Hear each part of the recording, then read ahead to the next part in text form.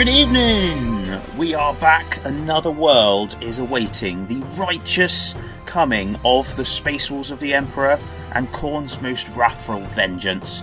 We are the 2P's. We're back in our pod. Good evening, Ben. Evening, mate. How are you? I'm getting more excited, mate. I've got my coffee in my Khorne mug here, ready to drink it. So we'll get a crescendo, I think, as we go through. And going through tonight, we've got loads of stuff to talk about tonight. So on the hobby desk, guys, we have been doing some painting. I've painted Garrick's Reavers using the Mighty Duncan's Guide, so we'll talk a bit about that. And I found some new brushes, which are very exciting. Galaxy of War, Ben had a game, and there's some new terrain out, and we've got more to talk about, more events we're aiming to go to as well. Then we head into the Mortal Realms, and in fact into the Shadespire itself, where Ben has lost 7 games to me. I'm sure that'll come up again, actually. Do you think, Ben? Yeah, it's not like you're trying to rub it in. No, not at all. Not at all. Oh, and there's some cool Darkoath Chieftain woman as well to talk about. And then we hail to the community. So Ben has had the great honour of talking to Tommie from Golem Painting Studio. So there's an interview on that for you guys to listen to. And finally into the wilds, where everything is either Viking or very, very small. Right, guys. As you know, I've got my coffee. Ben's got whatever he's drinking, probably warmed mead, I expect. So grab your refreshments and join us on the hobby desk.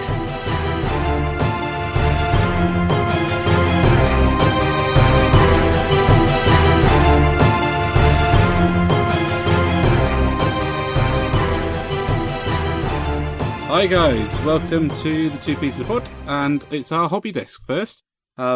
We've been ridiculously busy on our hobby desk, haven't we, Dan? Getting ready for Shadespire primarily. Yes, absolutely. Well, I suppose I'm vaguely interested in it. Yeah, it comes across when you're playing you kind of have this vague, glazed over, sort of waxy look. That's intense tacticalness in my eyes. And tacticalness is a word. Is it? Yeah. Yeah, so we have been doing that, haven't we? Yeah, we've got most of our gangs painted now, between us and the stand-in Ben. Yeah, I was going to say I've done a cracking job on my Stormcast. yeah, you have. You didn't even lift a finger. Absolutely. It's the art of delegation there. Yeah. But it's really cool to get a product and get it out and going. I don't think I've ever done that so quickly. Well, you've gone really fast. So I was all excited and was like, right, I'm gonna get stand-in Ben. He's gonna do some. We'll get them done really quick. Well, you've done yours. Ben's done his. There's one person that hasn't finished their project. Oh dear. Yeah, so that's a bit embarrassing. You've been using Duncan's Guide. I have, yes. What did you think? I really like it. I really like Duncan's Guide. The great thing is I'm really fortunate because I've got all the paints, all the Citadel paints. So that makes it a lot easier because at the start it just goes whoom and brings up all of the paints that are going to be used. So I just got them all out. And what I really like is it's really broken down, stops every now and then and says, right, these are the paints I'm going to be using next. It's taken me a little longer because normally I paint for speed only. Yeah. And this time I've been trying to slow it down a bit, be a bit neater, follow the guide. Yeah. But yeah, I'm really enjoying it. It's coming out nicely. It's nice to have that to aim towards because obviously you've got the pictures of what he's done all the way through. And I'm looking forward to picking up a few things. So like things like using Blood for the Blood God and Typhus Corrosion, which I know you're really keen on. Typhus Corrosion is just such a good paint. You love it, don't you? I do. It's so good. Yeah. It's so useful. I use it for so many things. Yeah, I don't think Jo's that impressed by you using it to clean the worktops, is she? Well, you could do. It's got a texture. It's nice and abrasive. Leaves a lovely brown sheen. Yeah. So, really enjoying the videos. The guide. It just gives you that bit of confidence. You don't have to faff around thinking about, what colour am I going to paint that? I will get some pictures up when they get done. They're not that far off, to be honest. I've done all the base coating, and I've done the washes now, and so it's just building it back. And to be honest, that's all the boring stuff out the way. So I'm really looking forward to it. it. You say that, but the base coating, as boring as it is the most important part. If you've got your base coats nice and neat with a kind of good thin coat, so there's no paint streak. What you mean is 2 thin coats, Ben? Well, yes, 2 thin coats. But I don't want to coin Lord Duncan's phase. But yeah, 2 thin coats, or as many as you need to get a nice thin coat on. If you get that nice and neat, then everything else is gravy. Yep. I love the moment when you put a wash or you shade into your base coat. I love that. So good. Just brings the model to life. It's amazing. Yeah, because you've gone for, on your Reavers, you've really been experimenting, haven't you? And gone for a load of different skin tones. Yeah, that's right. So I've been racking my brain, and I can't remember painting so much flesh. There's not many naked Space Marines, so most of my flesh has been faces or hands on, various different models. Never really a whole figure. So it's been really cool to have a chance to sit down and experiment with skin tones. So I've gone for a couple. Actually, in fact, I've gone for 5 different ones with the Reavers because I think it's a good opportunity to do that, and I will probably do even more in the when I come around to doing the starters kit, the Age of Sigmar starters kit. Oh yeah, the guys in there. There's 20 of them in there, so you can really go to town. So I used Duncan's skin tone guides. He's done a few now; they're really good. So I did Garrick Albino, because I wanted him to stand out primarily. It proved to be really hard. Really challenging that. I think it struggled with like contrast and pulling things together and stuff, wasn't it? Yeah, I ended up using the blood around his mouth to give a kind of depth to the model because the whole centre of his body just looked so plain. And I've done a couple of other colours as well. So 2 different Caucasian colours, Middle Eastern kind of olivey skin and black skin, and I think they just look fantastic. All from his guides. So it's useful having a kind of guru on tap where you can think, oh, now how do I paint that? And there's so many videos on there now, dude. I swear to God, you'd struggle to find something that isn't covered somewhere. Yeah, they've got loads in some way. Got loads. Yeah, and it's nice because basically what you've done now is you've added how to paint 5 other different skin tones to your hobby arsenal. So when you're coming along and doing stuff, you can just add that on, can't you? Yeah, particularly chuffed with how the black skin turned out because I was really worried about that looking really fake. Yeah. So, other than that, I've been working on, or finished off my inceptors. That seem to have been fairly popular. Yeah. I think it's because not many people have tackled inceptors. Yeah, I'm sure it's got nothing to do with the fact they look flipping awesome. There's one smashing into the ground. Yeah, he came out nice. It's a shame he's about to be cut down by a chain axe, but he does look good at that moment. The problem is with them is I've played him in 3 games now, and they've been utterly shite in all 3. I don't know how. What are you doing with them? I don't know. Maybe I'm picking the wrong targets. In the first game, I think you must be because they are. When I played them, they are flipping ridiculous. Well, the first game I played, they were against. I got spooked by the Decimator engine, so I put them out against the Decimator engine, and they just did nothing. Like maybe 2 or 3 wounds on a 10 or 12 wound model is no good. If it had been plasma guns, then I think it would have been whatever they call the plasma guns that they carry. I think that would have been different. But in the second game, I took them against Space Marines, and they schmeh.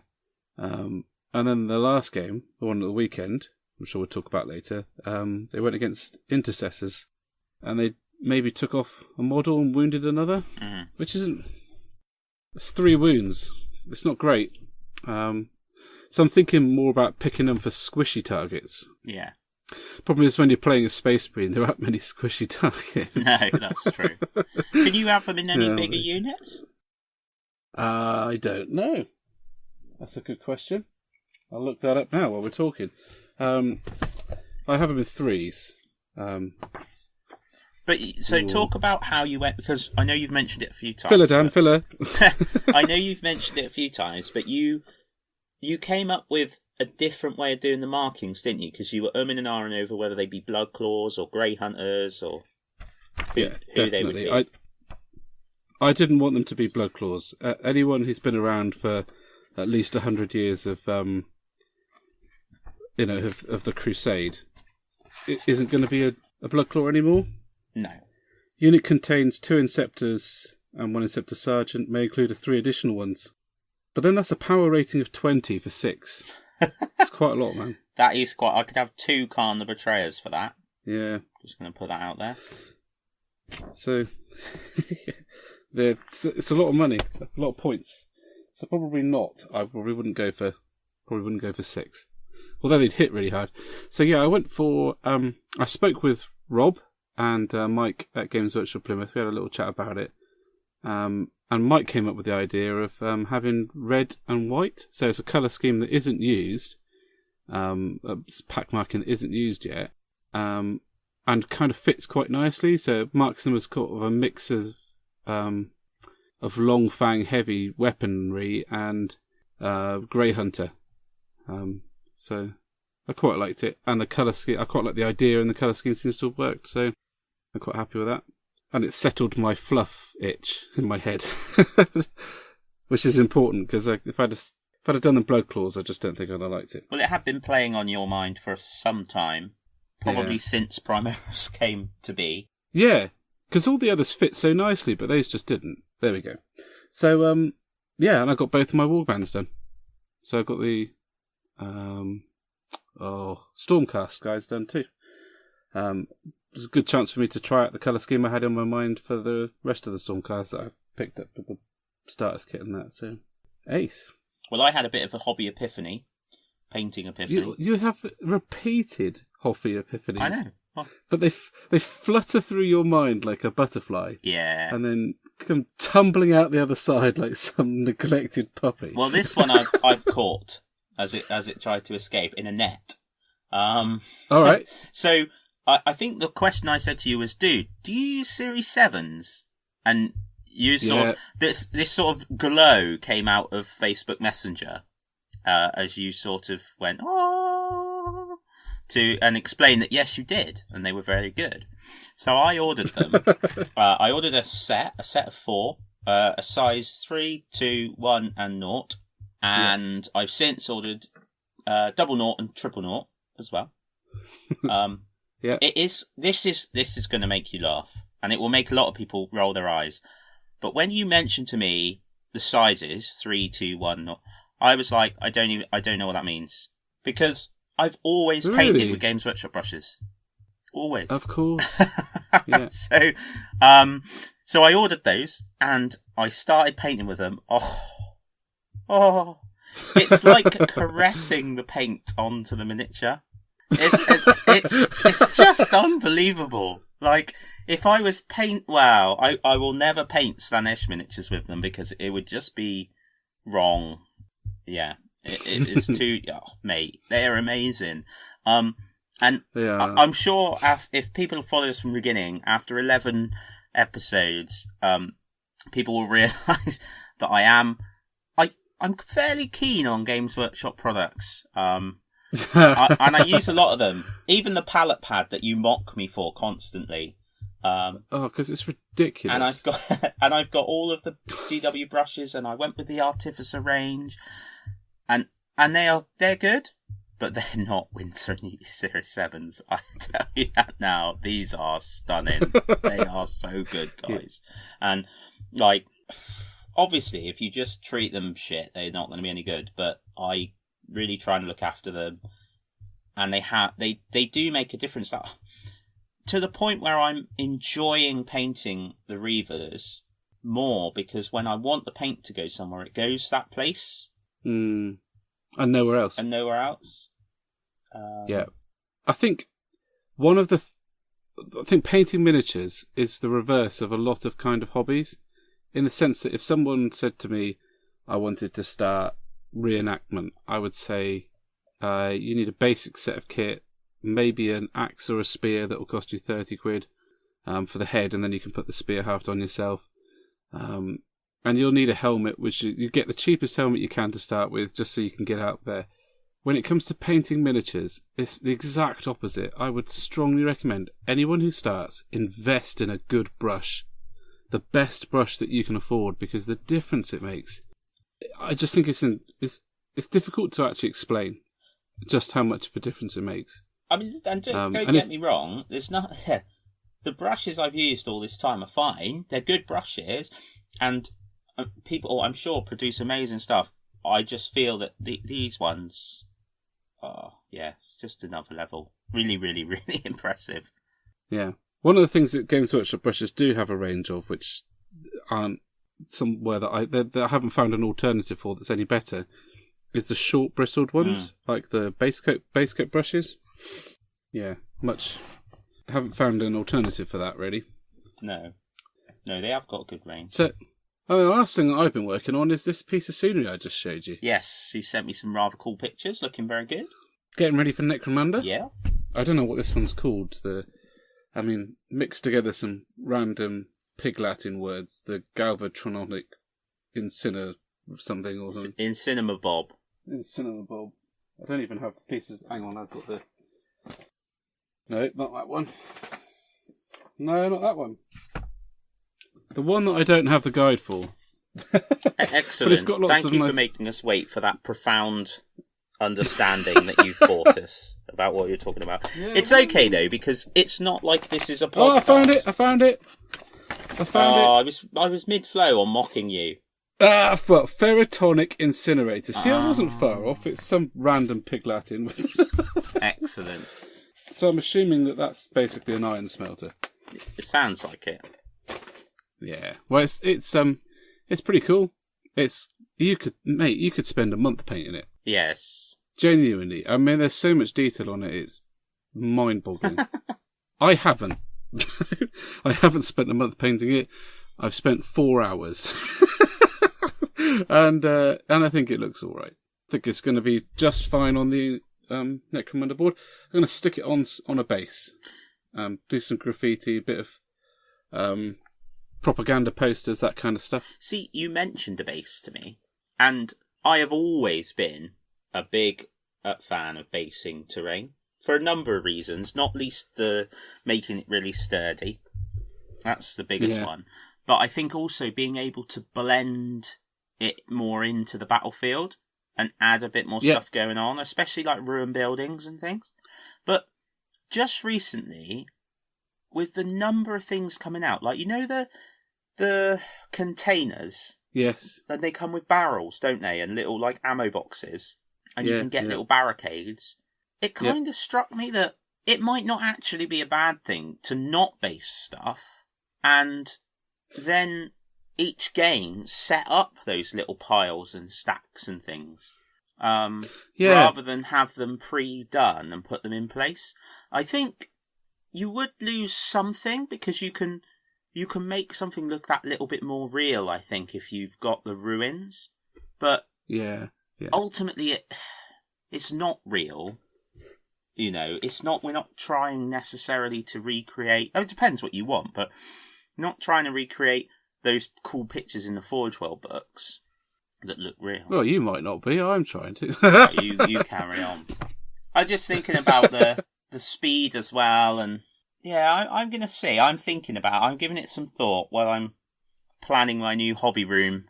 It's interesting because one of the things that I've seen done recently that I quite liked is just CDs with a few pieces of terrain on, very small, like a couple of barrels or a tree, and using those as scatter terrain.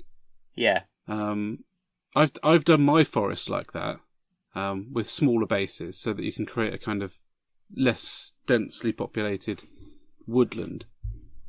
But then when you play a game, it helps, especially with the rules as they are now, it helps to have a defined area for your terrain. That's something you could use all your Justin Bieber collection for, the CDs you've got. Why did you have to say something like that? Well, because I'm just trying to help you, mate, with your addiction. It's a bad addiction, Dan. It's not a laughing matter. To be honest, in my head I was like, did Justin Bieber even ever record onto CDs, or would that have all been downloads now? Am I just old? Ugh. I can't imagine a CD player tolerating a Justin Bieber CD. It would just spit it back out. Yeah, no. might do.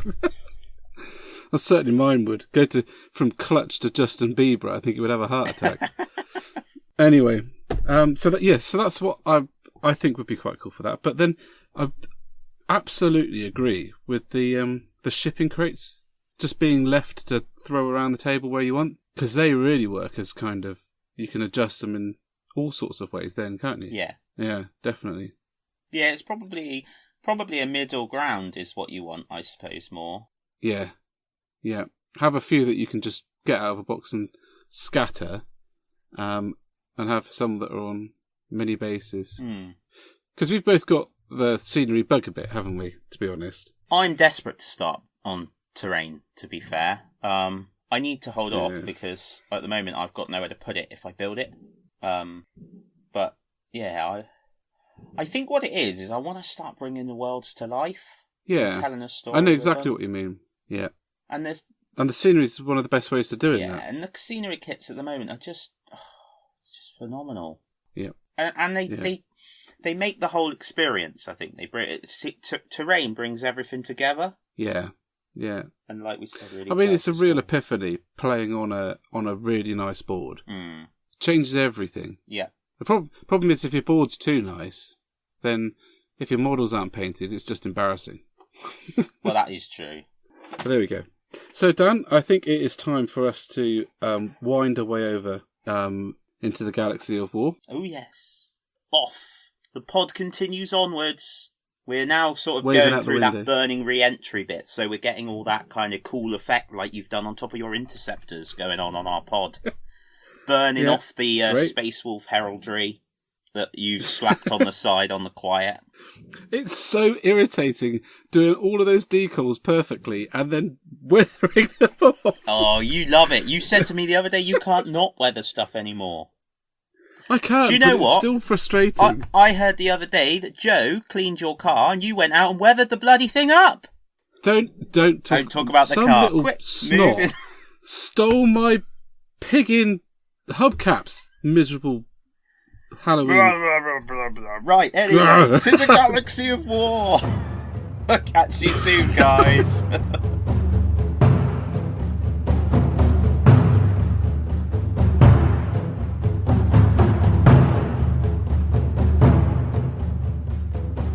Welcome, listeners, to the grim darkness of the far future, which is actually quite good fun, if we're honest. Isn't there? Gilliman's back now, isn't he? So everything's going to be rosy. Everything's golden blue. Anyway, there's far too much singing. I'm sure we've managed to get me trying to be vocal into a few. I think you need to remember this is a podcast and not my own audition for the X Factor. Thankfully. Dude, you have to audition for the X Factor now. Shall I do my Why Should Anybody Collect Space Wolf song? No. For it? So, come on, back to Warhammer. You played a game, dude. Did I? Oh, yes, I helped set it up. I set up all the terrain and stuff, and then I was like, I gotta go. It was a big game. 3 people who had never played 8th edition, and me who doesn't play it often enough to know the rules off by heart yet. So it was a bit of a cluster, but it was hell of a good fun. It was me and a Black Templar player versus Raven Guard into Primaris army, an Imperial Guard army, and Blood Angels. And the armies were not sensible. They were not sensible at all.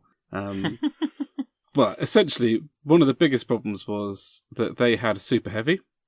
My memory is so bad. Stormhammer, I think it is. Stormhammer, yeah, the one with the big Vulcan heavy bolter on it. And nothing we threw at it stopped it, even a little bit. And then it just drove over, essentially 10 Black Templar Terminators, turned them into pancakes, and that was the end of that. So yeah, it was good fun though. Nice to play on a great big table like that. Stormlord, that one is. Stormlord, that's the badger. Yeah. Love that model. Absolutely brilliant.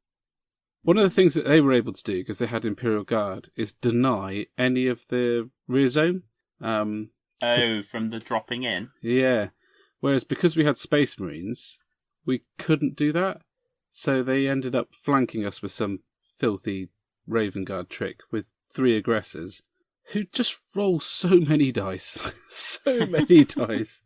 And a unit of Blood Angels with Dante and Azeroth and 10 jump pack guys. So there was just massive units dropping in and around us, which was quite hard to deal with, really. Quite hard to deal with. And we just couldn't break through the line. I did think, as we were desperately trying to find cover on our side of the table, where you told me that I was going to set up, that the side of the table that you had planned to play on was very densely populated with urban scenery. What? Well, that's because it was supposed to be like a town. Yeah. Where you were assaulting into. That your army was going to defend. Well, no, because I had corn, so I was going to run out and. Well, you say that now, start but hitting things. You say that now, having not done that. But it's clearly set up to favour your side. I'm standing by that. Is there anyone around? Because I'm hoping you can find someone else that I can actually be bothered to interact with after that aspersion. I could go and wake up the kids. Yeah, get more sense. Yeah. A lot more. Joe would quite happy to come out and do the podcast with him. Yeah. Either way, after that, that's it. It's over. Oh. 2P's, 11 episodes going strong, and then failed because I called out Dan's integrity on his placement of scenery. Absolutely outrageous. So what have you been getting up to game-wise for 40k? Well, I've been going around generally just setting up tables to favour me so I can win. That sounds about right, but have you actually played on any of them? No, I haven't played any 40k. No, we've been too distracted by something else. Not in the last... Yeah, well, but what I have done, because I was just looking to see if we had discussed this on the last podcast or not. I don't think we did, but I've been building some characters for my Khorne. Oh, yeah. For your Autumn Tides army. Yeah, for the Autumn Tides army. So, and forgive me, guys, if I've been through all of this already, but I don't think I've been through it. But basically, I've converted up a Dark Apostle. Oh, he's really nice. And an Exalted Champion to put with some Khorne Berserkers so I can reroll hits and reroll wounds in the first in combat, which will be amazing. Mm-hmm. So that's going to be good. And I've added a Demon Prince because he's just going to roll a load of dice. And I like rolling loads. I think he's got 9 attacks when he charges in. Hitting on 2s, re-rolling 1s, and he's strength 6 or 7, -2 AP and 2 damage. So yeah. Hello! Oh, crikey. I just picked one up to look at while I was talking about it. I've just dropped him on the floor. It's the best place for him. Head it for the bin. The problem is, it's rapidly approaching now. So we've got 13, 14, 15 days to go, and they're all still primed grey. Oh, God. Well, I'm not too fussed if I don't have to fight them. Yeah, I know. But actually, they were going to slay Space Wolves, but you've come to your senses and realised that they're shocking, haven't you? No. That they're mutants, heretics, fools, filthy, unwashed. Well, and definitely wholeheartedly against the hairdressing profession. Yes. Well, I could agree with that. None of the other stuff is even cogent as a sentence, but what I would say is that I've really struggled to make them work without a codex the last couple of times I've played with them. And you could sort of use a Space Marine codex, but then you can't use the Space Marine codex for some. It just gets a bit messy. And without a codex, which isn't soon to be coming, it just seems better to use the Space Marine army. So I'm going to go with Iron Snakes. And then I don't have to rush to paint them. And I can use more than 3 stratagems, and it just makes much more sense. Yeah, I think you were quite keen not to have to rush them, weren't you, with the painting? Because you are enjoying them, and that would be a shame. Yeah, I don't want to rush them, and equally, I don't want to get bored of painting them. So, no. When I first started them, I wanted to do goblins, alternate goblin space wolves, so I didn't get bored. I've managed to sneak in the Shadespire, and that's really revitalised my painting at the moment. So I don't want to get into the stage where I don't want to paint Space Wolves, because I've got a lot of them to get through, and so there's lots of reasons, and I think it took me some soul searching because I really wanted to use them, but it's probably just going to be better not to.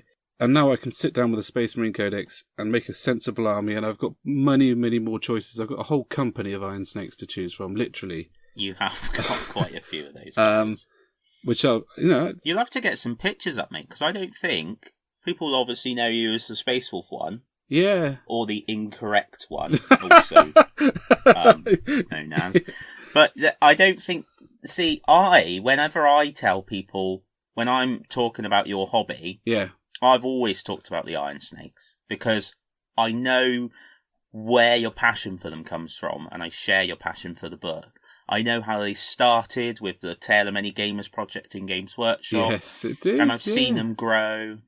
Yeah, remember? Yeah. And they were in the window there. And I remember taking the mick out of you for your Dreadnought. The one I tried to make look like he was running. Yeah. Yeah, and I remember that you free-handed all of the symbols, and you've done some awesome conversions. And basically, you bought every possible Space Marine miniature ever.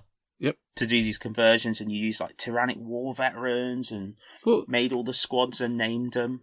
Brilliant. There wasn't any good really veterans back then. Now there's the Stern Guard. It's easy to do, but I wanted to make the Pryad squad.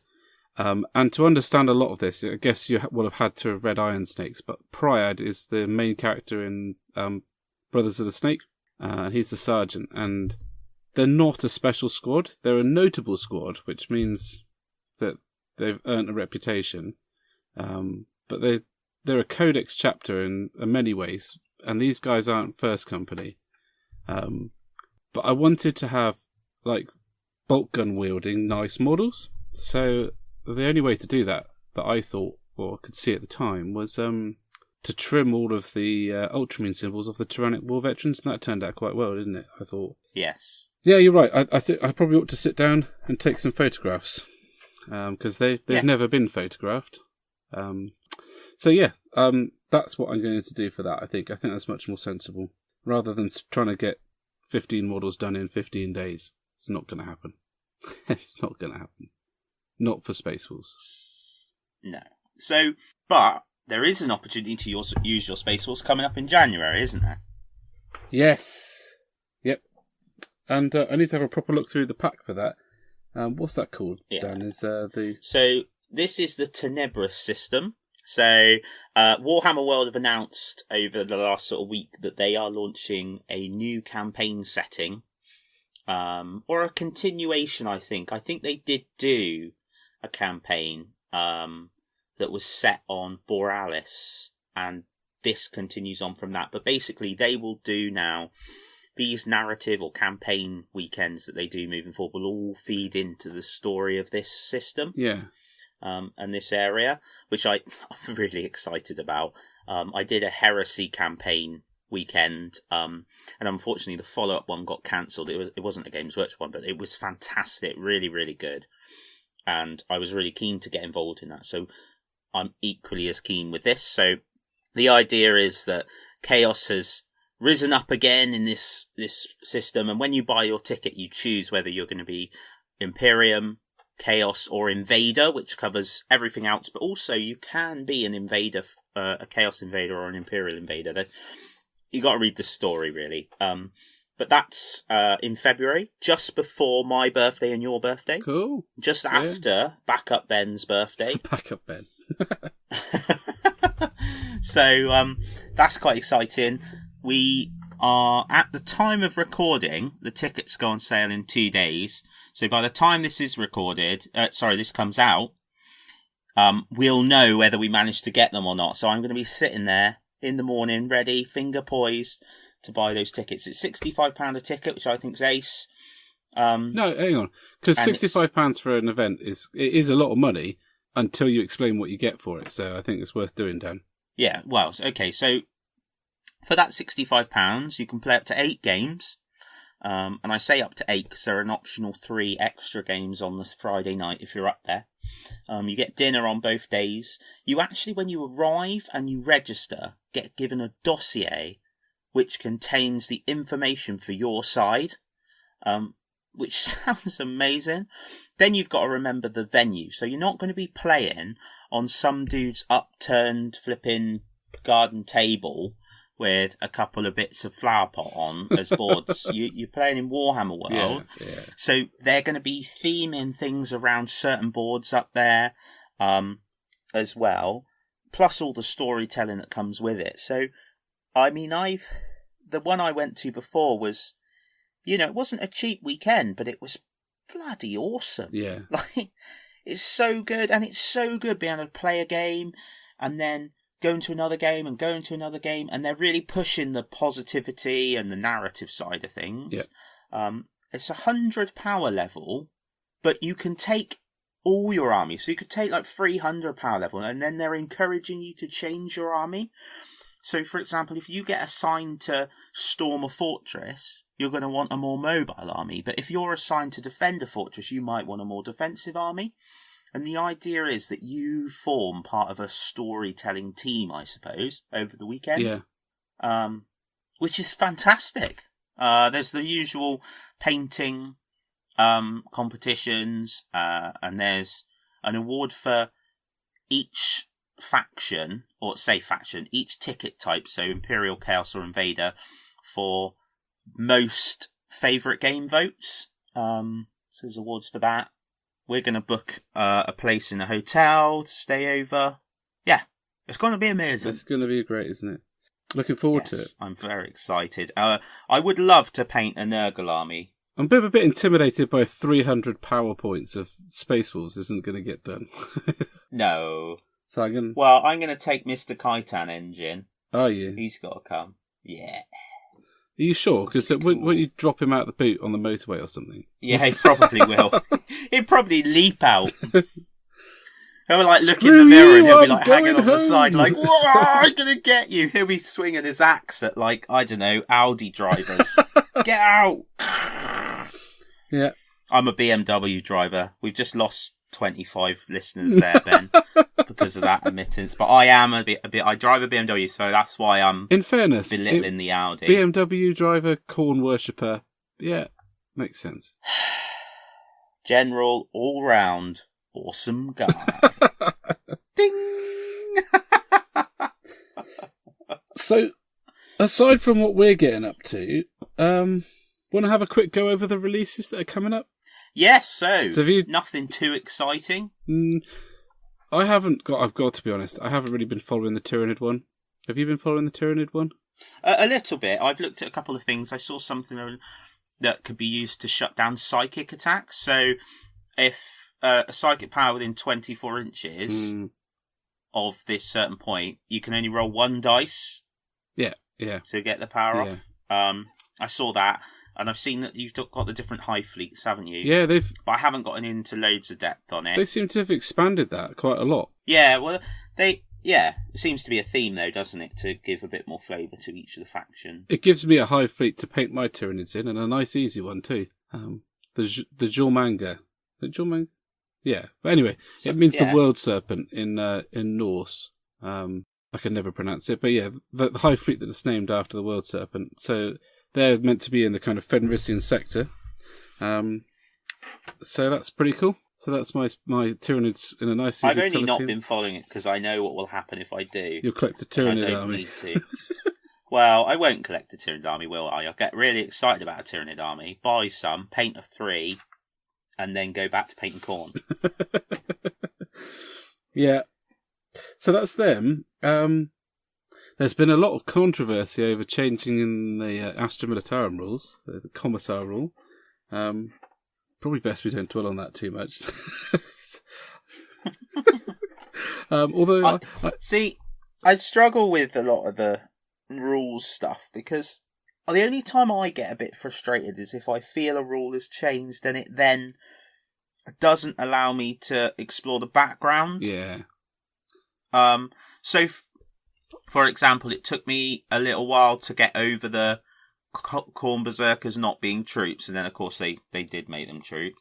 And the Primaris in drop pods thing is just because of the background. It's nothing to do with the rules, etc. It's just how I feel about the background. That's a personal thing, you know. Different people play the hobby for different reasons. But yeah, the Commissar thing was people got a bit jumped out of a few prams over that. Toys went out and they just followed afterwards. Yeah, that's climbing it. Yeah. out. Boom. So that, and then we've got Blood Angels and Dark Angels. Yeah. Mate, it's so cool they're coming out together because it harkens back to the Angels of Death Codex. Angels of Death Still, Codex. I've got that both bad boy, chapters that I'd love to do. Yes, well, I'd like to do the Blood Angels one day. I never used to be a fan of the Blood Angels. Then I read Fear to Tread. Fear to Tread. You know, one podcast I will get that. I'll come out with that without having to pause. But well, you do mention it in every podcast, so eventually it will. Did you know we seem remember. to? Anyway, yeah. So one day I will. That's how good it is. One day that is a good book.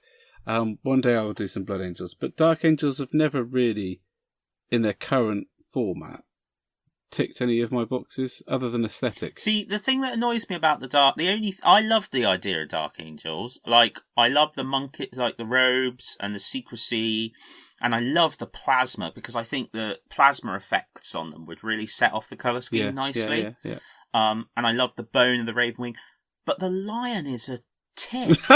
Like, I'm sorry, but when I read about him, he's just, oh no. Yeah. And feel free to call me out. If people listen to this, you know, send us messages and explain why he's not, but he's not. It's not my kind of guy. No. And I still, in fairness, I still can't get over they bombarded the Fenrisian sector. That's just not cricket. I'm sorry, guys. So the Dark Angels, although... To be honest, though, if I saw a horde of Chaos Mutants... Oh, my days. And I was loyal to the Emperor, I'd be tempted. Yeah. No, so I'm quite... They sit... They sit... You're going to get your panda meme out. Or GIF. It pops out every now and then. Yeah, panda meme. Love it. You have to do a post on that panda GIF now. Yeah. It's brilliant. It might even be as popular as the post on cream teas. Oh, cream teas. Can of worms. That's all I'm going to say for that. That's it. We should move on quick because that went crazy. Yeah. But it's interesting talking about, because there's more Space Marines coming. I was talking to Brad from Sustained Fire about Space Marines, because he's not feeling the love as much on 40k right now, but he loves the background, and we were talking about creating your own Space Marine chapter. Yeah. So Ben Chambers is also, I was talking to him about this, and he's exploring that now, and that's got me thinking, yeah, I love that. I suppose I'm less interested in starting one completely from scratch as I am of taking one that's not a huge amount is known about and building on it. Yeah. So Celestial Lions keep popping into my head. There's a fair bit known about them. Yeah, there is a fair bit, but not as much as there is about, like, say, the Ultramarines, is there? Yeah, but no one has as much background as the Ultramarines. So. No, that's true. Okay, well, thanks for pissing on my idea. I'll do something else. Good. Mike Fiennes has done a great Celestial Lions army using the Liberator Gold spray. Oh yes, yeah, it looks really, really good. Yeah, top class. Yeah, that spray is just preposterous, though. We've talked about that again. We're going over things that we've already said. Yeah. The exciting thing about having the Angels this year is that the Space Wolves are later, which is more exciting. Is that the Demons are later? Yeah. Early 2018, more demons. That's what everyone needs, is more gibbering idiots. So I've got my fingers crossed now we're going to see Russ as the next Primarch. But that's all speculation. I said more demons. Yeah, I even knew when I said that, as it came out of my mouth, I thought Dan will say something like that. But there we are. That's all right. Predictable. People will start getting bored of my mocking the Space Wolves, so maybe I'll stop for a couple of episodes. Yeah, okay. Minutes more like. Right, dude, so let's mosey on over from the Galaxy of War to the Mortal Realms. Let's take our drop pod and smash up some realms. We'll see you on the other side, Catch guys. you in a minute, guys. Cheers.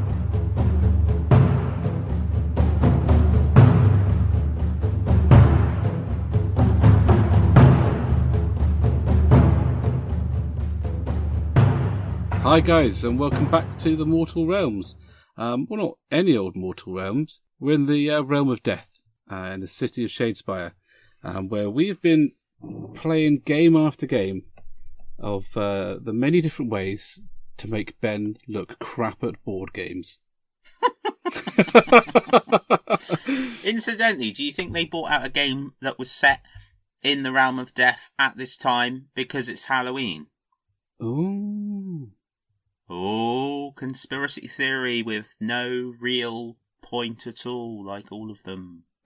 Well, I was just asking, reading the background of Shadespire, why on earth would there be a mercantile metropolis rising from the unforgiving realm of the Realm of Death, with countless races dwelt within its rules? Why would you live in the Realm of Death, dude? You would...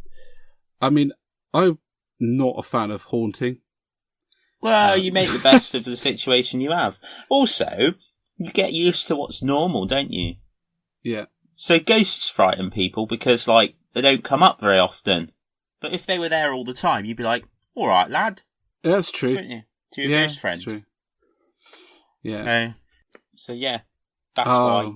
So I think we should start by asking the listeners to send in their ghost stories. Do you really? Let's Yeah. not do that, because I won't sleep. Oh, I got a good one. It won't just take the coffee to keep me not sleeping. Don't start telling ghost stories. Well, I know, I've got a brilliant ghost story. Right. I'm going to have to tell it now, haven't I? Yes. Okay.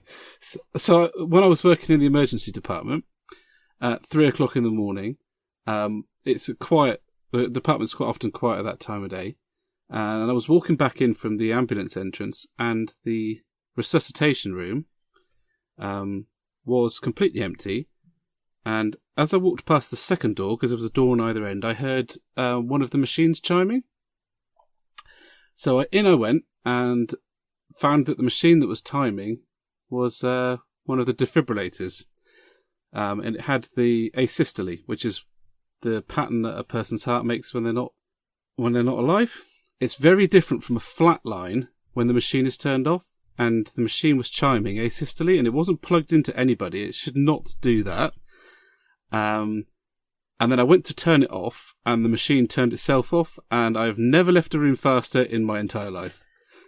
I was out the door so fast, the floor practically burnt. And then I told everybody who was listen what had happened, and got laughed at for the rest of my shift. Might have been tiredness, might have been far too many cans of Relentless, but that freaked me the hell out. So there we go. That's my ghost story, so send in yours.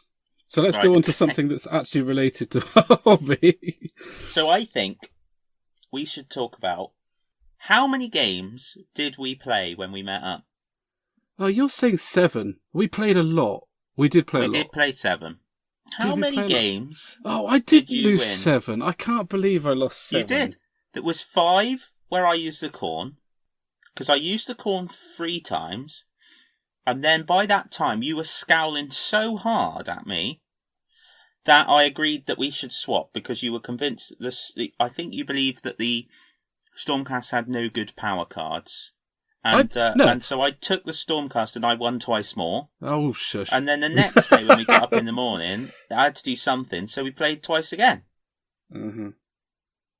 Now, playing the Stormcast 5 times and not managing to have a single one of them inspired will let everyone listening know who knows the game Shadespire.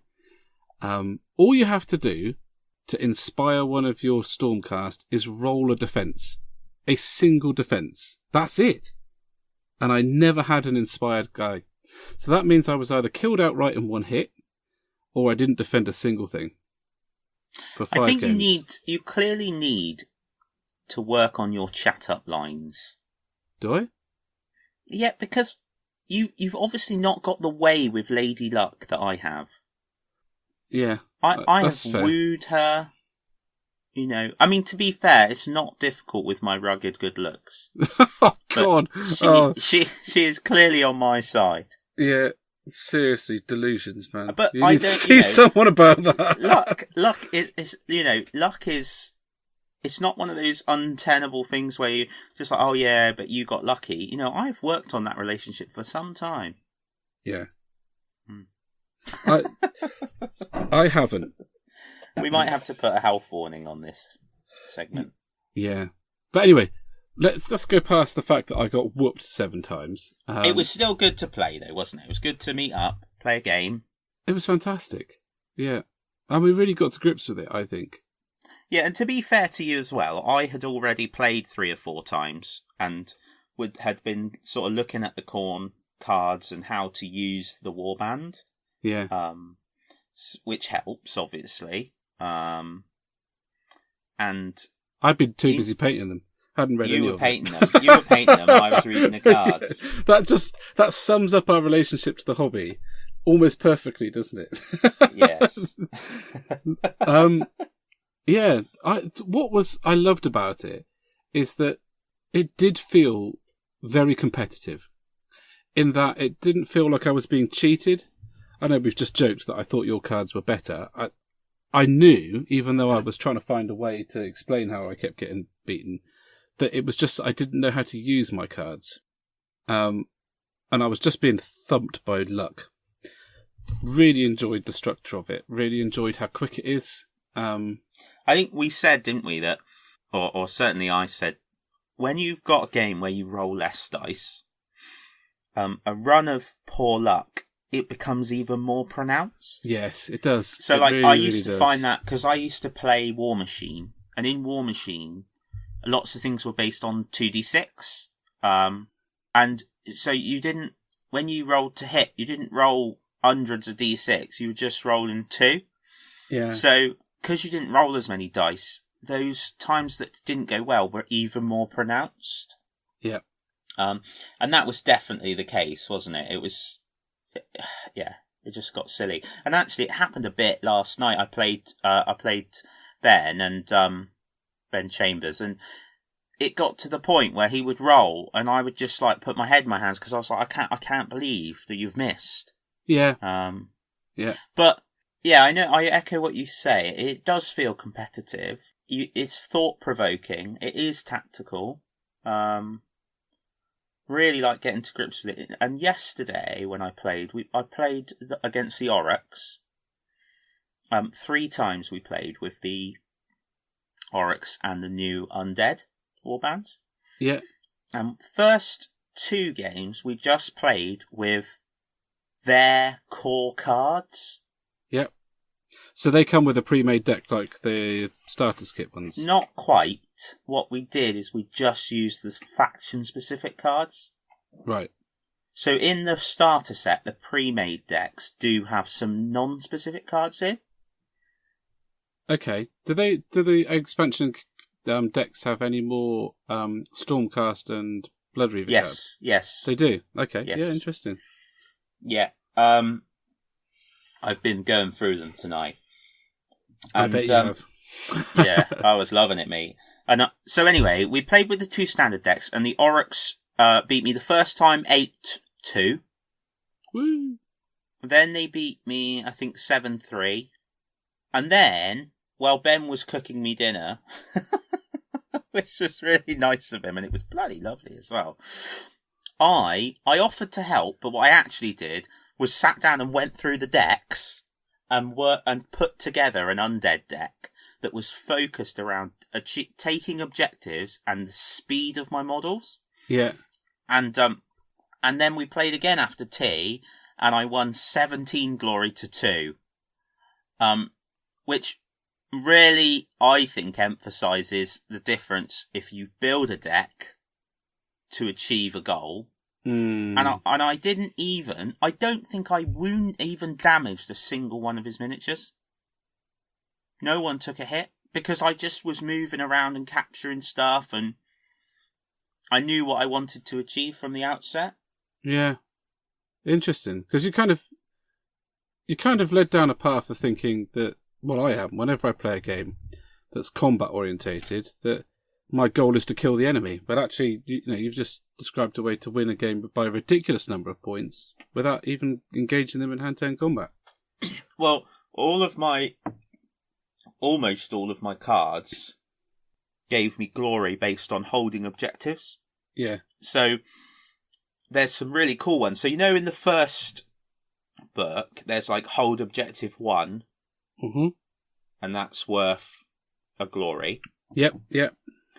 Well, there's some cards in this one which is like hold objective 1 and 2, and that's worth 2 glory.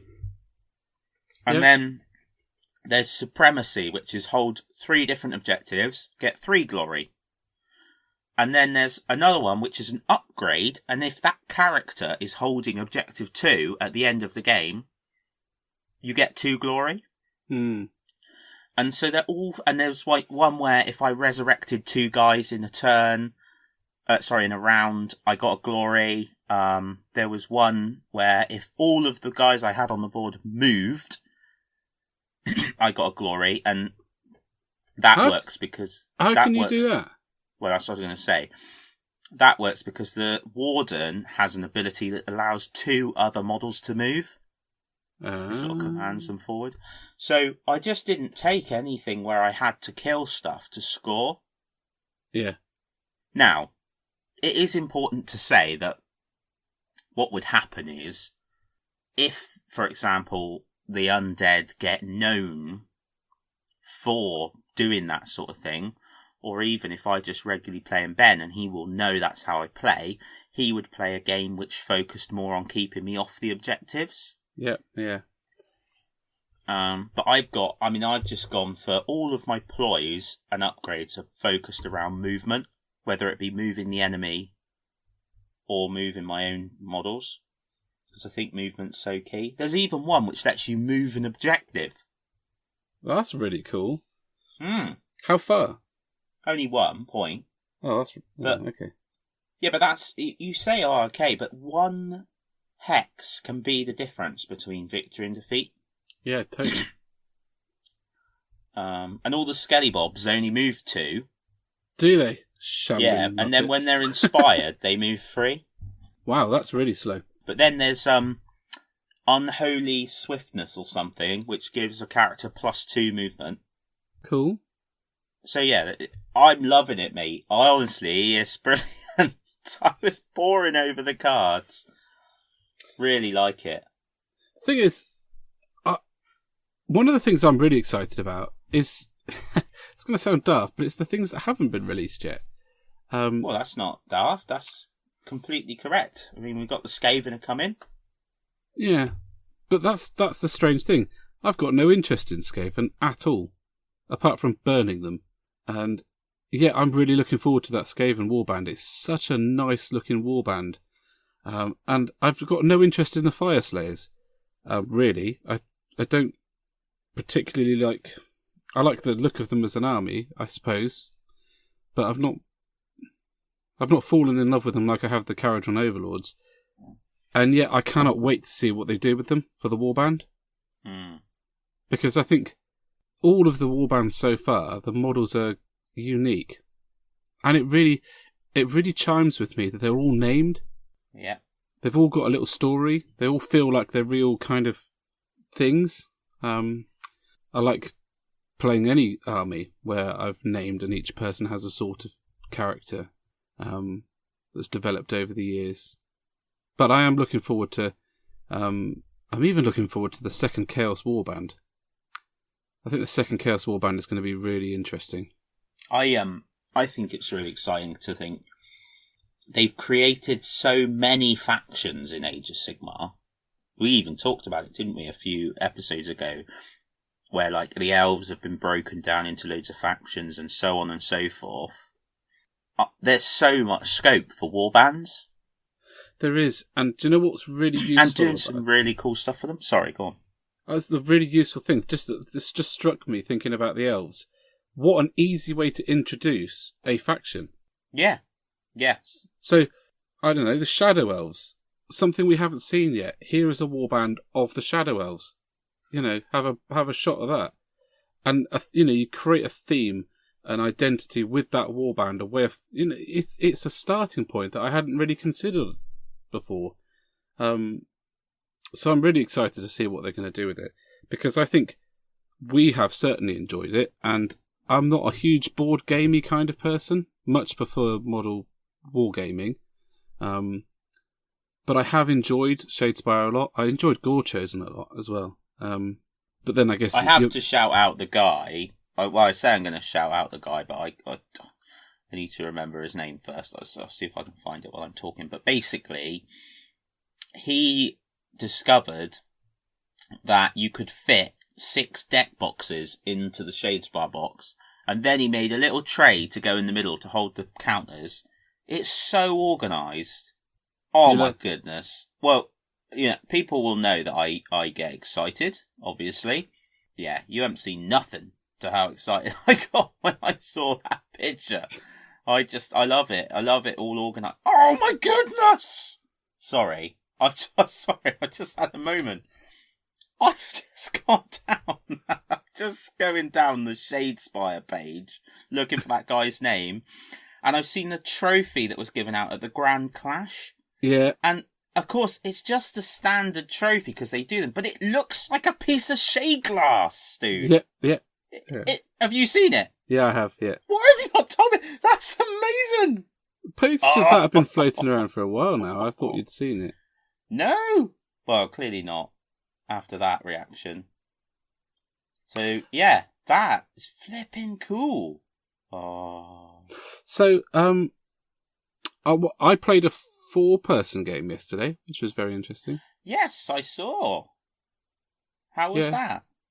Very interesting. Worked quite well.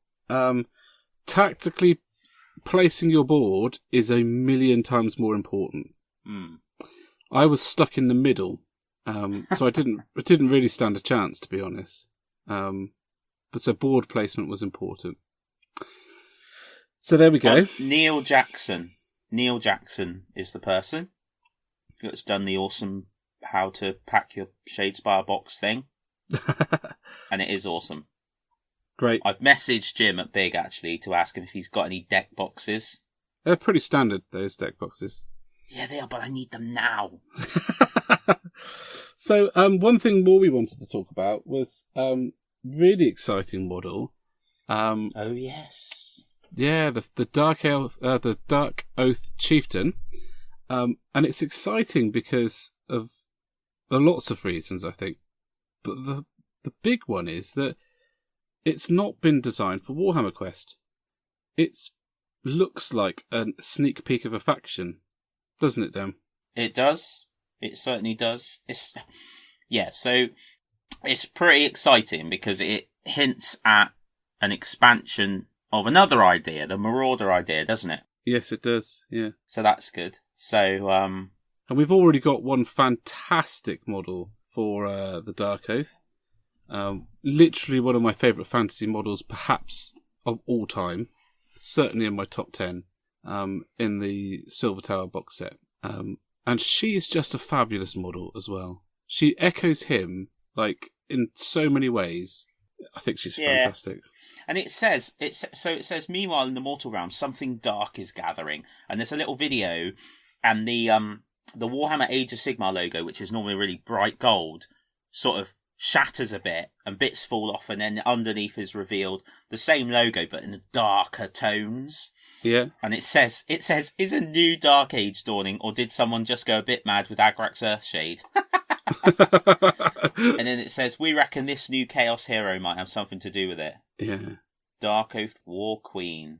Oh. Yeah. I could paint an army of those, dude. They could be the thing that make me paint a Chaos army and enjoy painting a Chaos army. Yeah. Because if I was ever going to paint one in Warhammer Fantasy Battle, it was always going to be the Marauders. Because I could understand where they were coming from. If you lived in the Northern Wastes, the Chaos Gods weren't some theoretical thing. They were there. if someone did something that pleased them, they got a benefit from doing that. And you cannot live in an environment like that without worshipping them, without, getting on board or running away. Well, they're the norm, aren't they? Yeah, that is their life, and I could understand it far more than I can in any other situation. So I was always, able to get on board in a lot of ways with the Chaos narrative for Warhammer Fantasy Battle. I understand it, particularly the Marauders. So to have Darkoath... that is great, isn't it? What's really cool as well, because it's a War Queen, because we've already got the Darkoath champion, haven't we? He's a chieftain, The chieftain, sorry. So you've got, like, the male version, but you're not just going to create multiple miniatures of the same guy. Whereas by going, right, well, we're going to do a female one and we're going to have a male one, that's the opportunity to have 2 awesome miniatures, isn't it? Yeah. Which is just flipping brilliant. I love it. It just looks so good. Yeah. Yeah. She's going to have to be pretty good at using that shield, though. Same as the Dark. Well, yeah, but she's chieftain. protected by the Chaos Gods, dude. Oh, yeah. I could just like the never chieftain. Fight like the Darkoath chieftain, like the barbarian from Hero Quest. I mean, what is that about? It's a pecs of steel. I'll take your sword and deflect it with my man boobs. Well, yeah, maybe. It's interesting. They obviously fight so swiftly that it's better for them to have that freedom of movement. Yeah, absolutely. Yeah. Well, because medieval knights and stuff had to have like whole bands of retainers just to like, protect them. Well, I think actually I'm going to get into my historical nonsense here, but a knight in armour moved surprisingly fast. But not for long, though. Oh, you have to be fit. No two ways about it, but it's the same poundage as a modern-day soldier. Evenly distributed across the body. But the heat must have been crazy. Oh, yeah. And it's not an easy to do thing. So one of the things that almost certainly happened is if you were in a battle, you would have had to defecate in your underwear because you can't just squat. You're covered in armour. So it would have been uncomfortable and hot and claustrophobic wearing a helmet. So, yeah, there's a lot to say about the freedom of movement. It certainly did the archers at Agincourt good. It's exciting. I'm really excited about that model, dude. I'm excited about. I am, and what it means as well. I'm excited about what it means for. What it does mean, though, is that once again. Well, no, it's not, is it? I was about to say that they're exploring a new faction without dealing with the old ones first, but I think they're actually just not going to deal with the old ones. I think they're going to take them and reimagine them. So absolutely. So the Marauders are now becoming the Darkoath, and I should imagine that the elves I'm not going to see high elves. That's not going to happen. I'm going to see something else. The thing is, you cannot ignore, and yes, there are exceptions here and there and whatever, but high elves as they were, Empire as they were, dwarves as they weren't selling as many as they are selling Age of Sigmar. Yeah. So you wouldn't go through all this rigmarole and all this risk and all this change just to recreate the same things. No, would true. You? That's not to say they weren't cool. They are cool. But why would you want cool when you could have more cool? Or cooler? Yeah. And I think one of the exciting things is, when I read the very early Warhammer books, there wasn't a great deal of background for those factions. They developed their background with each iteration. Yes. And what we're getting to see now is this birthing process for stuff that in 20 years' time will be like, I was there when. No, I'm serious, and it will be really cool. It'll be really cool.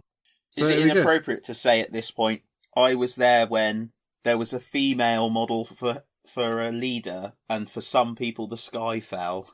Yes. Yeah. Because they were morons.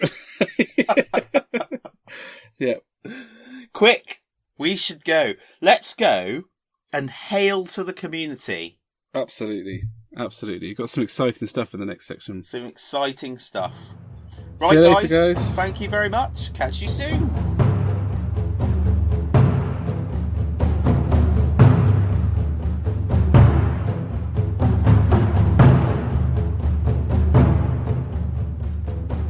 guys, welcome back, and we're into the community section now, how to the community, and I've had the pleasure of meeting Tommie from Golem Painting, who's one of my hobby heroes, without a doubt. You could talk of getting one of their medals. Yeah, it's not a bad idea. Just chucking that in there. But then he'll know now. So he's the chap who painted Ragnar Blackbane, converted some of the modern miniatures to create a second edition style Ragnar Blackbane, blonde hair and all. And he just basically, that model revitalised my love for the Space Wolf miniatures and got me back into doing them. What do you mean blonde hair, Ben? He's called Blackbane. I know. So we're going to head over to that interview, and I'll see you on the other side. Hi. Before we start, how do you pronounce your second name? Soule. Soule. Soule. Put that in, because so many people get it wrong. Soule. Yeah. I've been calling you Tommie Soule for Soule, Soule, Soule. Yeah, everything. Soule, Soule, as in jewel, Joule. You know. Awesome. So, Tommie, you're one of my hobby heroes, I have to say. That's straight on the table straight away, because shake a hand on that. when I sort of drifted out of painting, it was your Space Wolf model, your Ragnar Blackbane conversion. Really? That dragged me right back in. Because I had a Space Wolf arm in a box ready to go. Never painted them because I didn't feel I was happy with where my painting level was at to do a decent enough job and not want to go back and redo them. Yeah. And just be able to put them to one side. And I saw him, and it pulled all of my second edition memories forward and dragged in the new stuff, and I just fell in love with it. Absolutely. You know what? I'm so happy you said that. Yeah? Genuinely, yeah, because the intention was to bring the old and the new together and show how cool the old stuff was and how mixed with today's technology, how awesome all the old stuff can be still. Yeah. You know, and because I'm ancient now, I suppose. No, I'm not, obviously, but I'm 39, and I do pine a little bit for the old days in some ways, while simultaneously celebrating everything that's awesome about the new plastics. I'm a plastic fanatic. Yeah. I'm happy to let metal go. I'm happy to let resin go. If you'd have told me that plastic would take over metal 5 years ago, I'd have said, no, thank you. But now I'm completely converted. Yeah, absolutely. No pun intended. No pun intended, yeah. I like plastic all the way. And I've been trying to make plastic armies, complete plastic armies, since probably 2005, something like that. You know, which is before the 3D print type, 3D design type sculpt things have come around, of which the Giant was the first one, wasn't it? I remember the Giant. I remember we got so many of those to try and shift at Games Workshop Plymouth that I think we were sat on stock for quite a long time. But they were a fabulous model. Yeah, I think they still are. Yeah. They're really cool. It hasn't aged really at all. No. Weirdly, somebody says it looks like me when I'm going to get older. I imagine me with your pot belly. Yeah, I've done mine with big long grey hair, which doesn't quite suit you. Yeah. Well, I miss me hair, to be honest. I've got a Jean-Luc Picarding of the scalp. You know, and I used to have long hair, and I remember when I shaved it, first time I tried to headbang, oh man, I felt like my head was going to snap off. Because the weight difference, the centrifugal force, was all taken up by the hair, and it was all taken up by the joint where my skull meets my neck. Yeah, it's not about that. It hurt for a bit. But yeah, plastic. Plastic, yeah. Is the way forward. Now, there's certain facts about plastic as well that count, regardless of how much we all love the heft of metal, or the hype around resin. I'm going to say hype.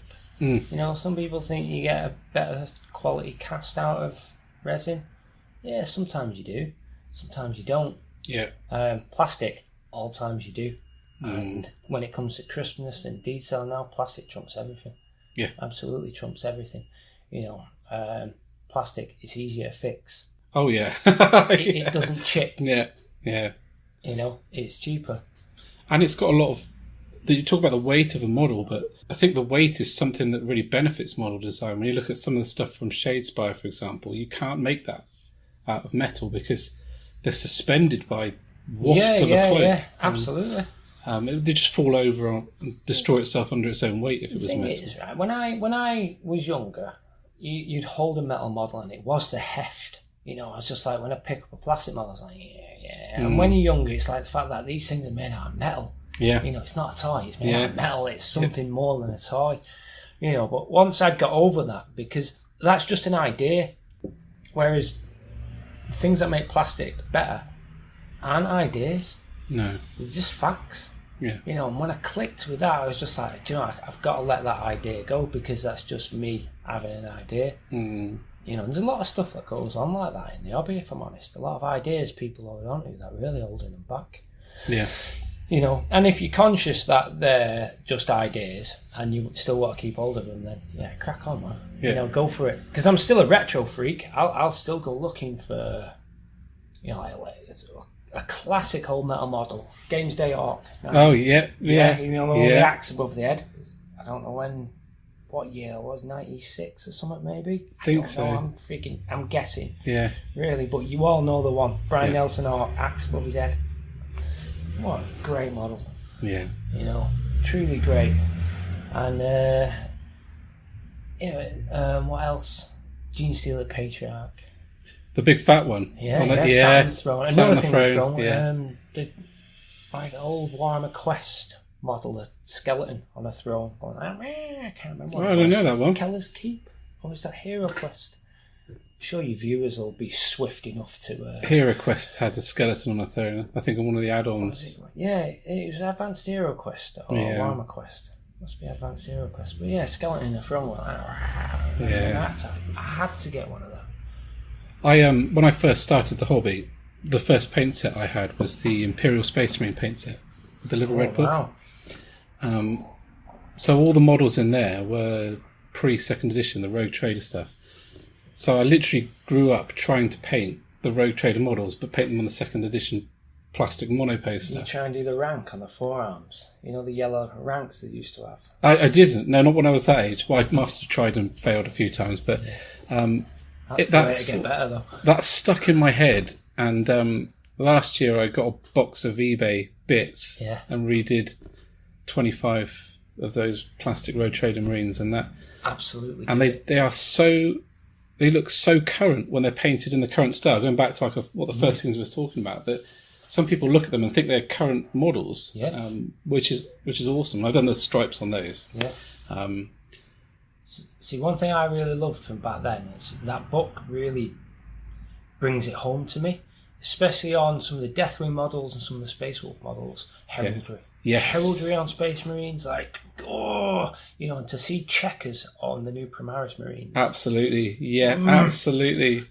So let's start putting those lieutenant marks and rank marks on forearms. Yeah. And yellow diamonds and what have you. I think that's what sold me on the Primaris. The first time I saw the helmet stripe, I was like, everything else matters not. That is amazing. And at Warhammer Fest this year, they had a whole seminar on the heraldry of Space Marines by the heavy metal team, and they were talking about those little decals and details. Really? Yeah, it was brilliant. Out there. You know, I've never been to Warhammer Fest yet.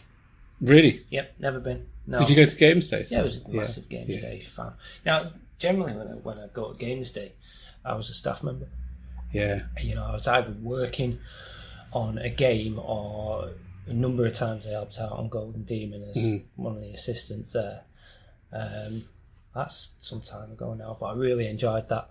You know, I got to hold some real greats in my hand, you know, and help some people win Golden Demons who wouldn't otherwise. Because it's interesting, it's really busy, it's really intensive doing a job like that, whether you're a judge or whether you're just helping out. You know? And I can say that because, you know, I've done both. You know, I helped judge Salute this year, which was such a, well, it'd be cliche and say it's such an honour, because it was, you know, to be asked. Yeah. You know, and I was fresh out of hospital at the time as well. Yeah. There was no way I was missing out And it was a real humbling experience, actually. You know, I was going to put this in an article or one of my own videos, but I'll tell you now. You can have it first. But in hindsight, I went into being a judge with a wrong outlook, with a misconception, with a bad attitude, with whatever you want to call it. And on the other side of it now, I think it's really helped me grow, because there was decisions made that with all my heart I disagreed with at the time. And I was just like, I can't believe the other judges had made that decision, blah, blah, blah. You know, and a couple of other judges felt the same. I don't want to say any names, because well, it's not that, it's because I'm wrong. This is the point. All right. I'm wrong, not them. And the reason is I went into this painting competition thinking as a painter, thinking as Golem Painting Studio, thinking as, just thinking as a painter, you know, as the painter I am, or the painter people see me as, blah, blah, blah. And, well, painting competitions aren't just about painters. You know, you think about Salute. Well, Salute's a gaming group, really, isn't it? You know, whether you're a painter, whether you're a gamer, whether you want to go with an unpainted army, whether you're just in a background, well, your opinion counts, because this hobby is for everyone. Absolutely. And that's the bit I forgot, you know. And what matters is, if a model is chosen and it's not up to my standards as some frigging hoo-ha painter, well, then that's right, because it's not just painters' opinions that count. You know, it is for everyone. Everyone's opinion counts. So, you know, if you're a painter that's good enough where you can tick everybody's boxes, then you're a good painter. You know, painting, you know, it is a hobby. It's about fun. Some people say it's bread and butter, blah, blah, blah. But, you know, that's your business, not the competition's business, or the hobby's business, or the judge's business, you know. So it helped me realise that it ain't about me. It ain't about being a great painter. It ain't about being, like, for example, when you go to a tournament, you know, you get best army votes. Is it ever the best painted army? I'm going to use bunny ears. Best painted army that wins? No, it's always the fun. The funnest painted army, or the most eye-catching army. You know, so what does the word best mean? You know what I mean? Well, it depends who's looking at it. Absolutely. You know, if you get some snooty top-end painter who really knows what he's on about. I say snooty, that's not necessarily right, because everybody gets out of their hobby what they want. Unfortunately, sometimes we think we're right. And that was the lesson. I ain't right, I've just got my point of view. So in the end, after a few days of cooking over it, I realised that all the right decisions were made. You know, the judges as well, there's a lot of pressure. There's a lot of pressure and not enough time to feel that pressure properly, to deal with it. You know, and that was an interesting experience. I was fresh out of hospital as well. You know, literally I had a metre of bowel removed. I had a poo bag fitted to me, everything. It was all gross, you know. It was the first time out of Manchester I spent on my own. Like, I really shouldn't have been up and about, and I was that fresh. You know, the scar's like 6 inches long. You know, excuse me. So yeah, being a judge, working. So in fact, this is the point. Anybody who's got a complaint about a judging decision, or don't like a competition for this reason or that reason, blah, blah, no, it ain't about you. You know, unless a competition unless a competition is started saying, right, this is for painters, by painters, judged in X, Y, and then you go in with your eyes open, off you go, you know. But ultimately, you know, I hear some painters who say, oh, the judges should have been doing this, the judges should do exactly what the judges do. And if you haven't given the judges what they want, then you need to go and get to know the judges for next year. And give them what they want, because that's what judges want. You know? And End of, done. Yeah. And painting competitions have kind of exploded over the last sort of 10 years, really. I mean, Golden Demons seemed to be it, and now there seems to be so many more. Which one's your favourite? I forget the full name of it. The Crystal Brush. Crystal Brush. Yeah. Yeah, that's... Do you know what? I tend not to follow Crystal Brush too much anymore. Really? Yeah, I mean, my head has been low in the community over the last couple of years. Recently, I've been popping up a little bit more. Yeah. But being ill. Yeah. You know, you've got to like, prioritise. Yeah. Yeah, so it's probably been like 2 years, the real ill period. You know, mentally ill, physically ill.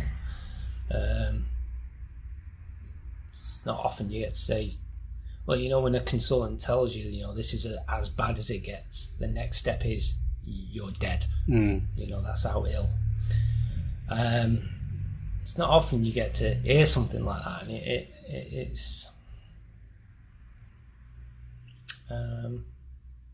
what bleeding am I going on about? Don't edit all this, by the way. I'm happy for it. All you guys in podcast land, yeah, you can hear me out and soul. I literally think and feel. Yeah. And I'm happy for people who just experience me as I am. What am I trying to say? Crystal Brush. Yes, we're Crystal Brush. I digress. I'd forgotten as well. I was trying to think where we were going. So, I mean, I really love Games Workshop. I really love everything to do with all of it. You know, so I pay attention to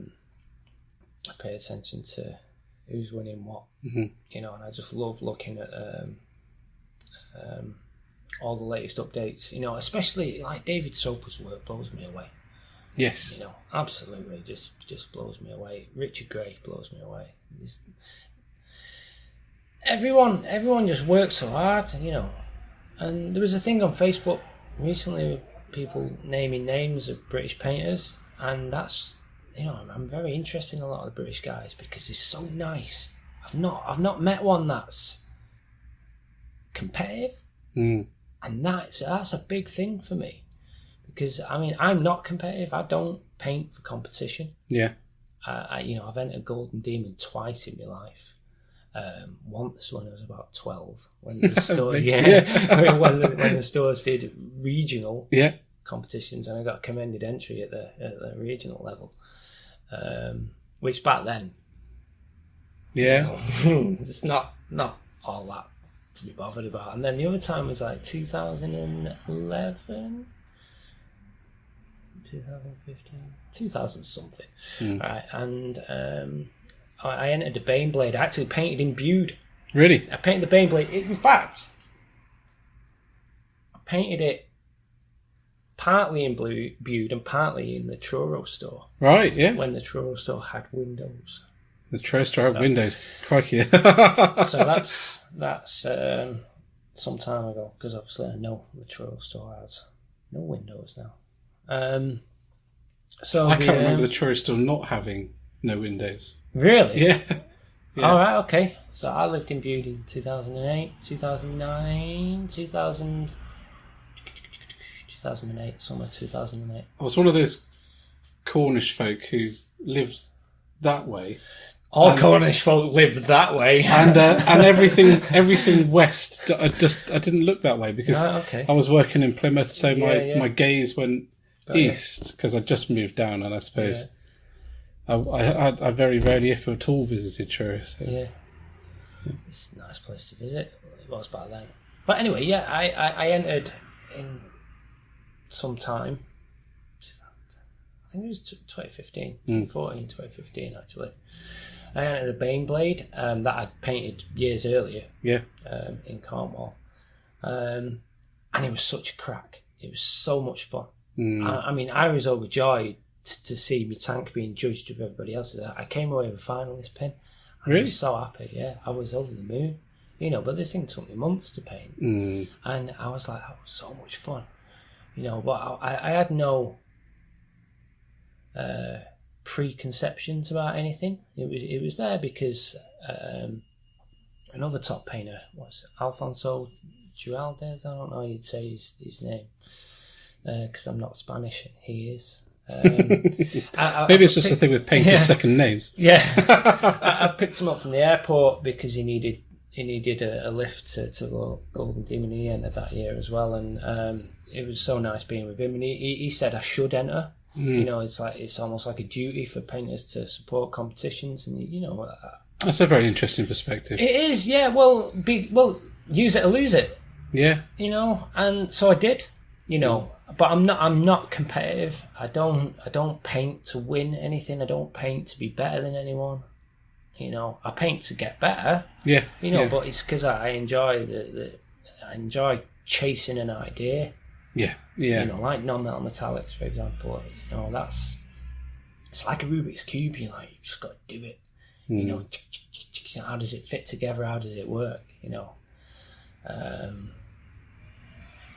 and there is a formula like that for non-mets. There's a few.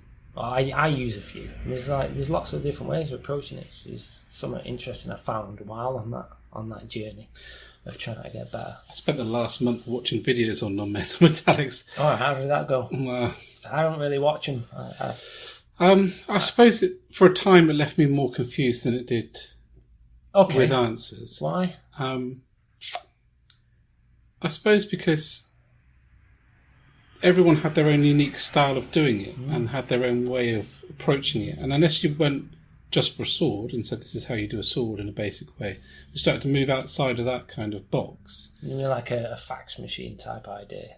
If they paint a line, you paint a line. If they put a shade somewhere, you put that shade in the same place. Yeah, and I could do that with a sword, but when it was applied, and even when I started to watch videos about the theory, I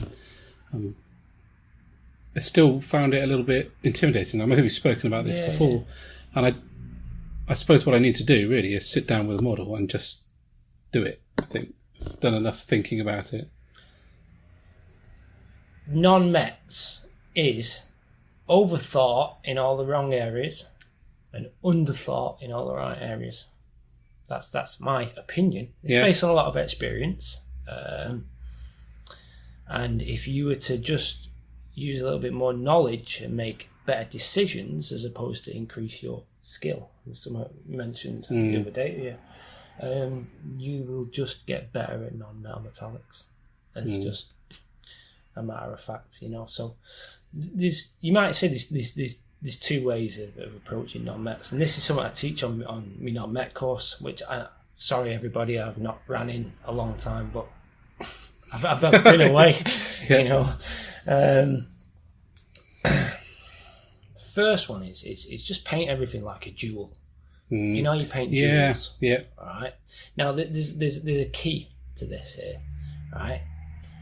If it is flat, the area you're painting is flat. Paint it like a jewel, which is dark at the top, fades to light at the bottom. You don't have to be good at blending, by the way. Just a staged. Yeah. A stepped or layered or whatever term you want to use for putting paint. You know, from one color to another, transitioned. You know, it doesn't have to be perfectly blended or anything like that. People think that's a must. No, it's not a must. So yeah, dark at the top, fade to light at the bottom with a white catch light at the top. Yeah. And if you can paint everything that way, if it's a flat panel, then go for it. All right. And whenever you do these things, just never have your lights and your darks meeting, you know. So obviously this is a visual thing, so people at home are going to struggle with this, but you know, I wouldn't have light up to there and light up to there. And light, you know. And it's a very synthetic way of approaching it, or cartoony way of approaching it, or whatever, but it works. It works, you know. And there's some great examples out there of it working. Where, you know, in fact, I'll challenge everybody and anybody to try and paint a model using this rule of jewel over the entire model. Just try and make it work.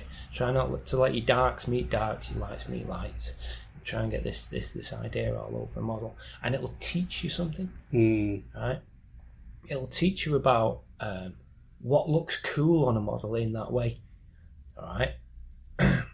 The next way is stop thinking about it.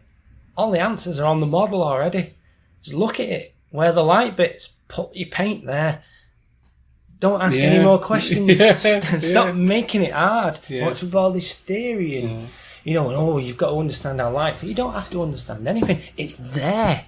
It's there, right in front of you. You could point to where to put the light paint on that shoulder pad now, can't you? I could, yeah. Why don't you just put the paint there? And and when that penny dropped to me, just okay, that's what I'll do.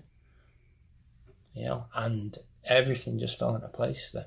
So then what starts to happen is, through painting the model with this rule of jewel idea constantly, you start to understand how paint looks cool on a model, regardless of how light shines on it. And then you have this idea you where you take thinking out of it and you just go, right, well, there's some light, I'll put some paint there, easy peasy.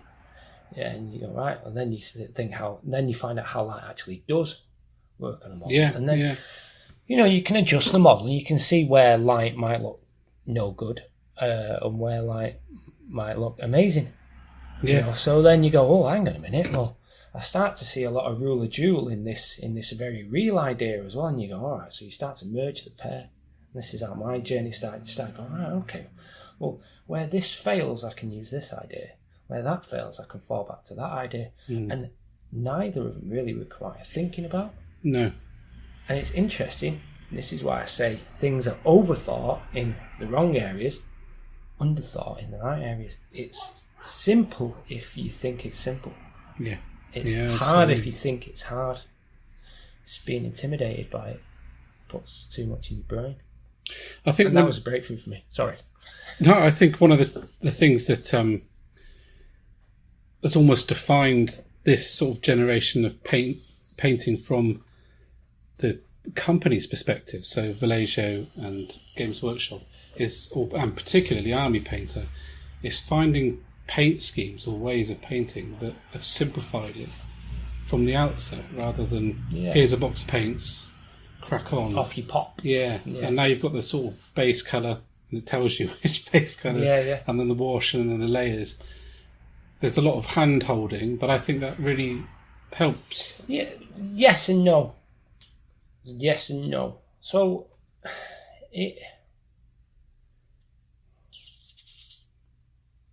I think there's more people could be getting better results quicker in painting sessions by doing less work.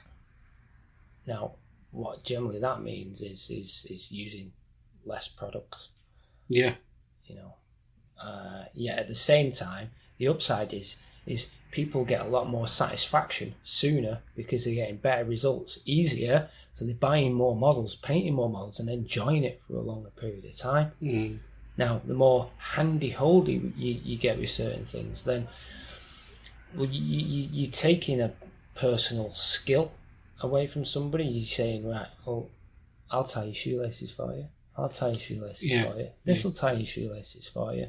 Or Mummy will tie your shoelaces for you. And then when you don't have that product, you don't have, say, your flow enhancer or your evaporation deteriorator or whatever else it is. There's a skill taken away from you, and or at least an awareness taken away from you. Somebody's always tying your shoelaces for you. You're going to trip and fall on your face at some point.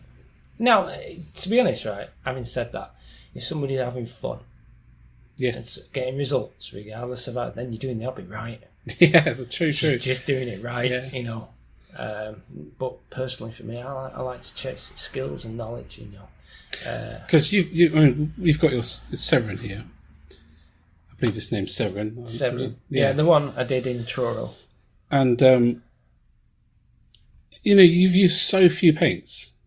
Whenever you put your photos up on Instagram, or it's like 3 paints or 4 paints, and it's like 2. As Dan will attest, when I paint, it's like a sea of open paint pots. I create a fortress of paint pots, and I'll dip into so many different ones that I sometimes think that what I'm lacking as a painter is discipline.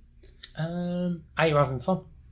I'm having a hoot most of the time. Job done. Job done. Yeah. But I don't know. It depends on what your objective is, isn't it? If you want to level up, then limit yourself. Take some things away. I think objective is a really interesting word, because I know Dan, if he was here, would talk about how he's been overwhelmed by the amount that he has to paint. And I do feel that. I mean, I've got a hobby collection built up from working in Games Workshop where things are a lot cheaper. So you tend to buy the releases as they come out.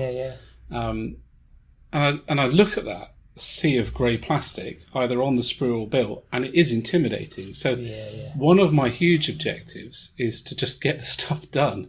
But at the same time, I want to paint quality models, and there's some armies that fall in like one end of the spectrum, like my Space Wolves. I really try and do a good job with those, but then my Iron Snakes were all about just painting a company of them. So I really stripped down what I was doing to try and find a faster way of doing it, and I find I get torn.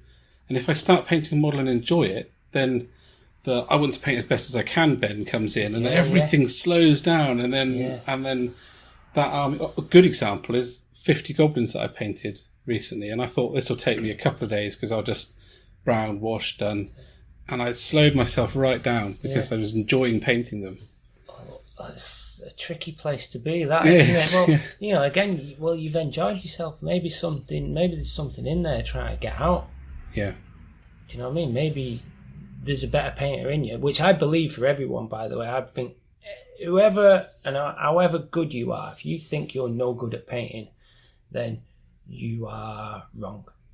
I believe everyone can be great at painting. All you're lacking is certain knowledge, as opposed to skills. You're just not aware of something. Even if you've got a shaky hand, I've taught people all walks of life with all sorts of abilities and disabilities, whether they be mental or physical, and they've got results because it's about choice. So for example, if you're starting to enjoy an army, because I go through this, right, I'm just going to smash this army out. Hang on a minute, this guy's top. Well, there's a passion there that's just awoken in you. Go with it, man, because you're going to level up there. You're going to try things, you're going to love it, you're going to enjoy it, and things will start coming out of you naturally, and you'll look back at that model, you'll go, that was top. Yeah. When you start painting another model, you might be like, I remember what I did on that guy. Right, okay, you'll start painting that, and you'll have that little emotional attachment. Something in this guy then will level up. And that's just how it seems to happen. That's how not Mets happened for me. But then at the same time, this idea, because what's holding you back or forging you forward again is ideas. Yeah, it's things in your head. I don't know if, I can't write a book on this stuff, but maybe I will do one day. But a lot of the things that forge us forward or hold us back with painting are all ideas in our heads, or knowledge, or opinions, or whatever. And so you mentioned earlier on that, this army might be a high quantity, low quality paint job. Yeah. On the other hand, you've got a low quantity, high quality paint job. They're just ideas. People think that's what that is. What I said to you the other day, a good line painted in a good place takes the same amount of time as a bad line painted in a bad place. So what's the difference? Well, the difference is the choice the person who's executing the line makes or not. Do you know what I mean? I'll make better choices when prepping everything, and I'll make them quicker through practice. But I'll just make better, more. I will make more informed choices when preparing my brush to paint a line than you might. Yeah. And I'll make them quicker because it's all practiced in. But ultimately, when that brush goes to that model, I'll put a better line in a better place than you will. So the difference is you're just missing some knowledge that will help you do that. So then when you take that idea, you go, well, hang on a minute. Well, if it takes just as long to paint a good line in a good place and just to paint a bad line in a bad place, then where's this idea that there's low quality, high quantity armies come from, and high quality, low quantity models come from? Now, there's no doubt in my mind that there is a difference at the same time. Yeah. But you can paint well quick. You can. Yeah. So you just got to start spotting. This is why I use a dry palette. helps to highlight or disclose even what you need to work on. You know, a wet palette will hide some of your mistakes, like they'll tie your shoelaces for you. You know, they seem to be the in thing at the moment, don't they? Wet palettes. Well, because they make life easy. Yeah. So people think. You know, but in fact, you know, here you go. Should we get a brush out and do some painting? So again, I like whenever I teach, right? I like to teach. I like to teach using just facts where possible. I try and keep my opinions out of it. Yeah. Because you know it's somebody's hobby. You know, and what I'll teach is cause and effect. You do X, Y will happen. You do A, B, and C. X, Y, Z will happen. You know, not my opinions, not anything. It's just so you then can make informed decisions on how you ought to express yourself. You know, if you want to be an artist, you want to do some kind of political statement, or if you just want to smash out 30 euro guy. Do you know what I mean? Whatever it is, I'll say these are the causes, these are the effects. You know, off you go. You're now informed. You know, as much as I can. So if I do a quick wet palette diagram. So the other thing as well is I'm going to ask you all the questions because, again, I want it to be about you and a new way of thinking. So this is one way about how I think about painting. Right, so there's your wet palette diagram. Yeah. There's your water. Yeah. Do you like my water diagram in that top? Right, so being good at painting is about control, yes or no? About control of your paint. I would say yes. Yeah, you'd be crazy to say no. Right, so having control over your paint is like paramount, really. Control over how much moisture's in it, control over how much you've got, control. And I find moisture control quite difficult because when I paint, things seem to dry out a lot faster than I think. So,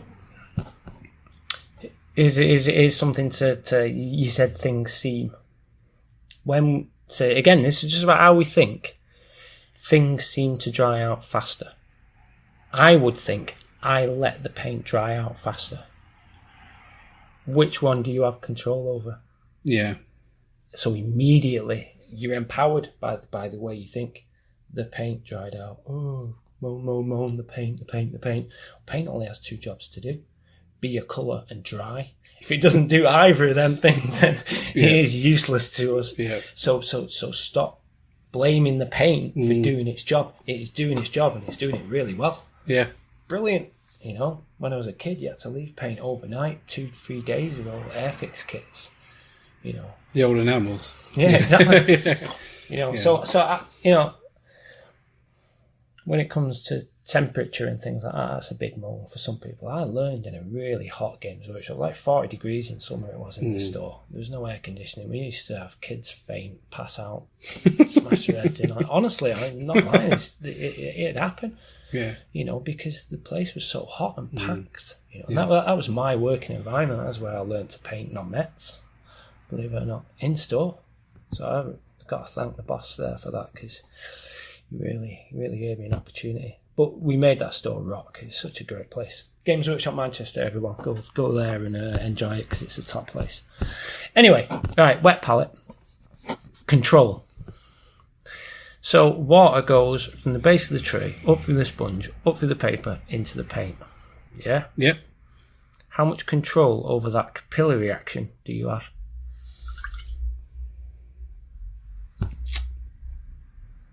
I would say once you've set it up, not a great deal. I would say a complete zero. And if you could get any control, you're probably wasting your time trying to get that tiny amount of control. Yeah. So already you're onto a loser with a wet palette. Evaporation. Now, I'm not talking about adding water. I'm talking about evaporation. How much control do you have? Yeah, I'd say you have more than the wet palette because you're looking at your drying lights and things. You're shrugging your shoulders as a no. Well, yeah, but I mean, like, let's say you want your paint to dry out sooner or lesser, you're going to start bringing lights in and moving things. Do you know what I mean? The effort to control the evaporation is actually quite a lot. Yeah. You talk about on a cold day, on a warm day, is your heating on and the windows open? Yeah. Do you know what I mean? There's so many variables when you're trying to control all these things. Like, is it worth even discussing? You know, you can say, yeah, if you want to happily discuss it, but when you think about the logistics of trying to control evaporation, you could add a retarder, for example. Like a medium. Yeah. Yeah. You know, there's one way, but are you really controlling evaporation? You're holding it off a little bit, you know, but are you going to do that with a wet palette? Don't know, maybe. You know, but it's all a bunch of ums and ahs and maybes, and there's no clear-cut nature to any of it. So that's where everything starts to then break down for me. Yeah. You know, so I use a dry palette. I haven't used a wet palette for a long time, by the way. I'm not sat here going, oh, no, I'll never use one of those things. Yeah. You know, I know the score with them. Yeah. So I use a dry palette. So immediately I take one of these zero control factors out. You know, I take the saturation factor out. I'm fully in control of how much water goes into my paint. Yeah. Fully in control. So I'm 50% more in control than somebody who's using a wet palette. You know, so Meg Maples did if you know Meg Maples. I don't know. She's a top painter. She used to paint for P3. She now does a lot of freelance work. She did a Facebook post or a blog post recently highlighting an issue she was having with a wet palette, and it's exactly what I'm talking about now. You know, and it's just one of them things. You know, so let's say you've got this paint here on your wet palette and you left it 10 minutes. How much more dilute is it? I have no idea. Exactly. Exactly. And who does? Yeah. Because you don't know how much more diluted. At what rate is it being diluted? You know, is your sponge a fast capillary action conveyor, or, you know, what kind of paper do you know what I mean? There's so much that you don't really know. Yeah. You do not know. What I know is my paint is definitely drying. Yeah. I know it's definitely not getting wetter. Unless I tell it to. Yeah. See what I mean? So I'm in control. So that's just some facts, you know. So then what it does is it takes away from you the ability to see and learn how to manage your paint. Because you won't do. Well, you'll try by adding more paint. You'll try by adding more water. You'll try by adding less water, but ultimately you're not in control of it. That's the point, you know. But, you know, on a dry palette, you'll always add more paint. You'll always add more water. So, you're not really lost anything there. If any of that makes sense. It does. It's very interesting. I hadn't thought about it like that at all. No, well, but that's the thing, you know. Somewhere along the line, this hobby or craft, I prefer to think of it as a craft. As far as hobbies and crafts go, it's a really young one. Yeah. Really, really, really young one. Oh, you might say, oh yeah, people have been paying little dolls to put in crypts in Sumeria 10 million years ago. Well, yeah. But it's not this. Yeah. So we've got a pretty young craft here. And it hasn't been refined. You know, it's not like basket weaving. Basket weaving, that there's a refined art, you know, something like that. And it's progressed very quickly. Yeah, exactly. Yeah, it's progressed very quickly, but it's not been refined in that progression. And well, we take a lot of things. We think this is how you paint. Well, that's a way to paint. You think, this is how you paint this. This is how you paint that, and it's all dogma. Yeah. And you need to take that dogma away. You know, even when I teach, I suppose I teach a lot of like, here's some facts. You might go, well, Tommie said these are the facts. You know? No, don't do that. Don't try it. You know, prove it. Prove me right. Prove me wrong. But do it with facts, not opinions. You know, and that's very much how I like to paint and how I like to teach to paint. Because of that, because our hobby is so young, it's not been through that refined idea, and we're stuck in a lot of opinion and product reliant methods of painting. If you want to be a better painter, then start reducing the products.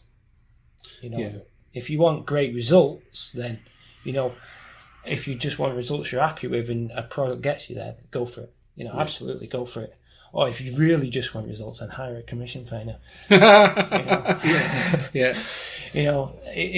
is about objective. Here you go. I've digressed a little bit. I'm going to show you the answer, because I've just left you in the lurch about a wet palette and not telling you actually what it is I do and look for. Because this is a biggie. So if I take this paint, alright, and I put it on the palette there. Now first, I have to clarify one thing. There's a difference between, there's two types of happenings. If I said something is happening, there are things you can see happening and things that you know are happening. For example, if I said my finger is waggling now, you can see it happening. If I said my heart is beating, you can't see that happening. But you know it's happening. So I've just put this paint on the palette there. If I say to you, what is happening? What can you visibly see and point to, and what's happening? Well, I would say it's drying. Show me the movement of it. Point to it. I say it's drawing in. Is it? Show me the movement. Well, I can't see it moving.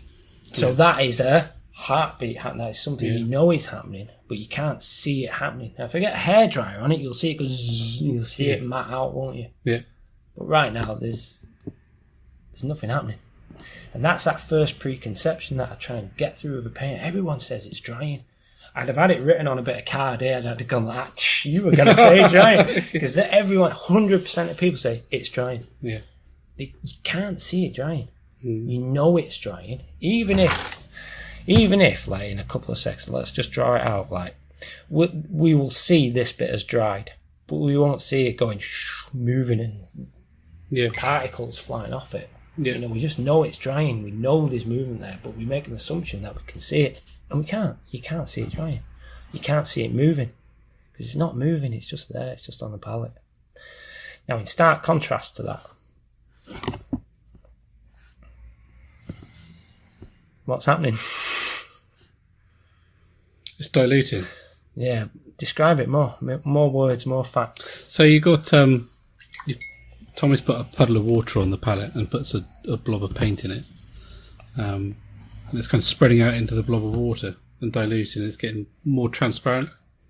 It's doing loads of stuff. It's doing loads of stuff, yeah. That's the point. And you can see it happening. Yeah?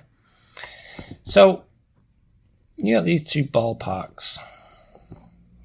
I'm always looking for the guy in between. So, what's happening? With which one? This one. It's thinning out. Yeah, but it's not like that guy, is it? No. And it's not quite like that guy, is it? No. And I could go a little bit further towards this set of properties. Or I could go a little further towards that set of properties. Yeah. Right? Which one of those would get me, which area within this ballpark here would get me an ideal base coat? What I mean by an ideal base coat is something that's as thin as possible and as opaque as possible. Well, now we've just been through this little fact-finding mission, we can make an informed decision on a dry palette and go, right, this guy will get me the most opaque coat of paint as thin as possible. Yeah. And there it is before your very eyes. No opinions, no... I nearly swore, sorry. No bull boop right, about this consistency of milk crap. Dogma. Oh, it should be the consistency of milk. What does it mean? Yeah. You know? What kind of... I get all fussy about it and say, oh, what kind of milk? What kind of... you know? But it depends what you want to do. Would you say... Would you get Chaos Black paint, for example, would you water that down to the consistency of milk and then say Sunburst Yellow? And what would you use them in the same way, in the same consistency? You just wouldn't, would you? No. So this idea that they're very different, aren't they? Correct. Yeah, they're different consistencies, different opacities. You know, they work different over different colours. You know, you wouldn't mix yellow to the ideal consistency and then whack it over black, for example, and expect to get results. You wouldn't, but you would for black over yellow and blah blah blah. So you need to tailor make your consistency to every pot of paint, over every brand, over every type, every time. Because every pot of paint is like a little soul. Yeah, they've got their own properties in their own right. So you need to learn how to manage it. Having a wet palette isn't good enough. Yeah, that just adds more variables to what already is an almost infinite variable. Yeah, I mean, just over say Vallejo alone, the mind's gonna boggle. You know, Vallejo Black's different to Games Workshop Black, different to Army Painter Black, different to, you know, different. Yeah. So how can you just say, oh, consistency of milk is the ideal? Well, it's crap, you know. So then, again, you know... it's a one-size-fit-all answer, isn't it? Or attempting to. Yeah. It's just dogma. It's just people repeating this idea. Oh, the forum knows best. Oh, this guy said... Yeah. You know, or this blog said... No. You know, we are out for time. Well, we're going on to 50 minutes. Wow! One last thing then. Yeah. So I've just shown you 3 ballparks. Yeah. Which one of those is a bad consistency? I would say the thicker one was the worst. Which one would you use for dry brushing? I would use the thicker one for dry brushing. So this is the last point. We can end on this bombshell. You know, people go on about the ideal consistency, and it's not. It's a tool for the job. Yeah. You know, you take your opinion out of it, take dogma out of it. You know, start to learn to see the facts of what it is you are doing. Oh, when I do this, this happens. Yeah. Well, if I want that, then I now know what to do or what to not do to get that or avoid it. Yeah. You know, start going down that route. You know, if you want to be a better painter, I'm talking to the world now, I'm talking at the phone. Genuinely think anybody can do this because it's just learning to see what is. Stop listening to all them people look down at your palette and go, I need control. How do I get control? What does control mean? Right, well, okay. X, Y, Z. Very much like I've just done with you there. Yeah. You know, you can go away now, or you could even pick up the brush now. You should make a much better informed decision right now, without practice, and get a better quality line. As a matter of fact, you should be able to do it right now. Yeah? Yeah. You know, and that's what I teach. Brilliant. And I'm proper pious that everyone should learn it that way, because better results sooner, less effort means more models sold, more paint sold, more happy people, more results. Just all in all, it's just better, isn't it? It is. So thank you. Well, thank you for talking to me, Tommie. It's been brilliant. I'm over the moon you came, to be honest. Awesome. So yeah, cheers for that, man.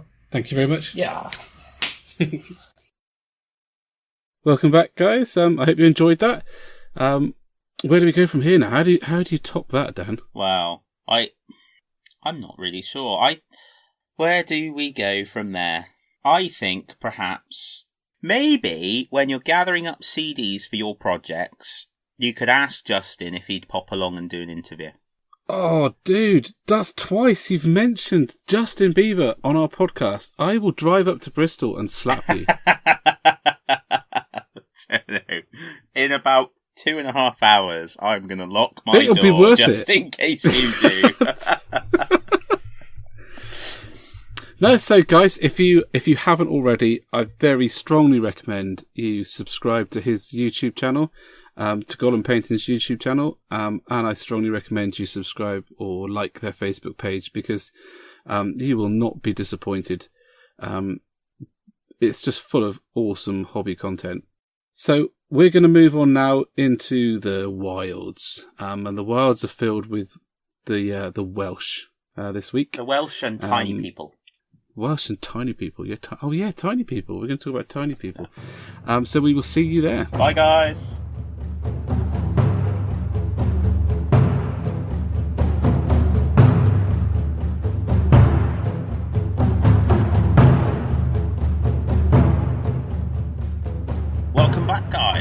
we are now into the wild places. So we're going to start with Ben's going to talk a little about Saga, aren't you, Ben? Oh, yes, Saga. Yeah. So at the weekend, played an absolutely massive game of Saga. 24 points aside, I think it was, which is a lot. So for my small force of 4 points, had over 30 miniatures. So we're talking about... Yeah, I was going to say, because I think... Am I right in thinking it's something like... A game is normally 4 levies, points. Haven't you? The really crappy ones. Yeah. Which are like 12 for 1 point? Yeah. Yeah. Yeah. And Something then it's like like 8 for 1 point, 4 for 1 point, and the leaders... No, leaders are free, aren't they? I don't know. Because I haven't actually... It's my first game, and I didn't create my war host, so I don't really know. But yeah, essentially, the levies are just fodder. They can be upgraded using your leader and using Saga points. So essentially, every turn you generate a number of Saga dice based on the units you have on the table, including your leader. Yes, and then you roll them, don't you? And yeah. different symbols let you do different things. That's right. Yeah, so you can not generate enough dice to move everything. You could focus all of your energy into one unit. But the more a unit does past the first action, the more fatigue it gets. Yeah. Yeah. So that's a really cool mechanism for Dark Age combat because, fatigue is a big part in that kind of warfare. They reckon that you can only last for maybe 3 or 4 minutes of high intensity close quarter combat before you'd get exhausted and really start to suffer, even if you were fit. Doing reenactment, I can't fully relate to the Dark Ages, but I've got some experience of that kind of combat, and it is exhausting if you're going at it full on. 2 minutes is a long time, let alone 3. So to have that fatigue thing in there, I loved it, because you had to work to pick your units and reduce their fatigue, and you didn't want to run across the battlefield. I had playing the Saxons. I was quite heavily armed, so I slowly moved my force across. I got picked apart by a javelin throwing Welshman, which was very, very frustrating. Another game where I didn't make a single armor save the whole game, not one. So actually, that entire weekend before the game of 40k, I'm fairly certain I didn't make a single armor save. So Saga is by Studio Tomahawk. That's right, yeah. Part of Gripping Beast, I think. Yep. That's right, isn't it? Yeah, it's awesome. And really, really good on an entry point. So, yep. Minimum warband, I think, is 4 points. Typical is 6. And I know you can buy... I bought a box for £22, plastic miniatures, and I have a painted 4-point warband for Saga. No, the only thing that is ridiculous is the dice. I mean, the dice are absolutely phenomenally priced. I mean, I don't even know what planet they were on when they were pricing them. But anyway, they are what they are. But like you said, the model entry point is very good. For 2 box sets, you'd probably looking at 40 quid. You'd have a significant army. Oh yeah.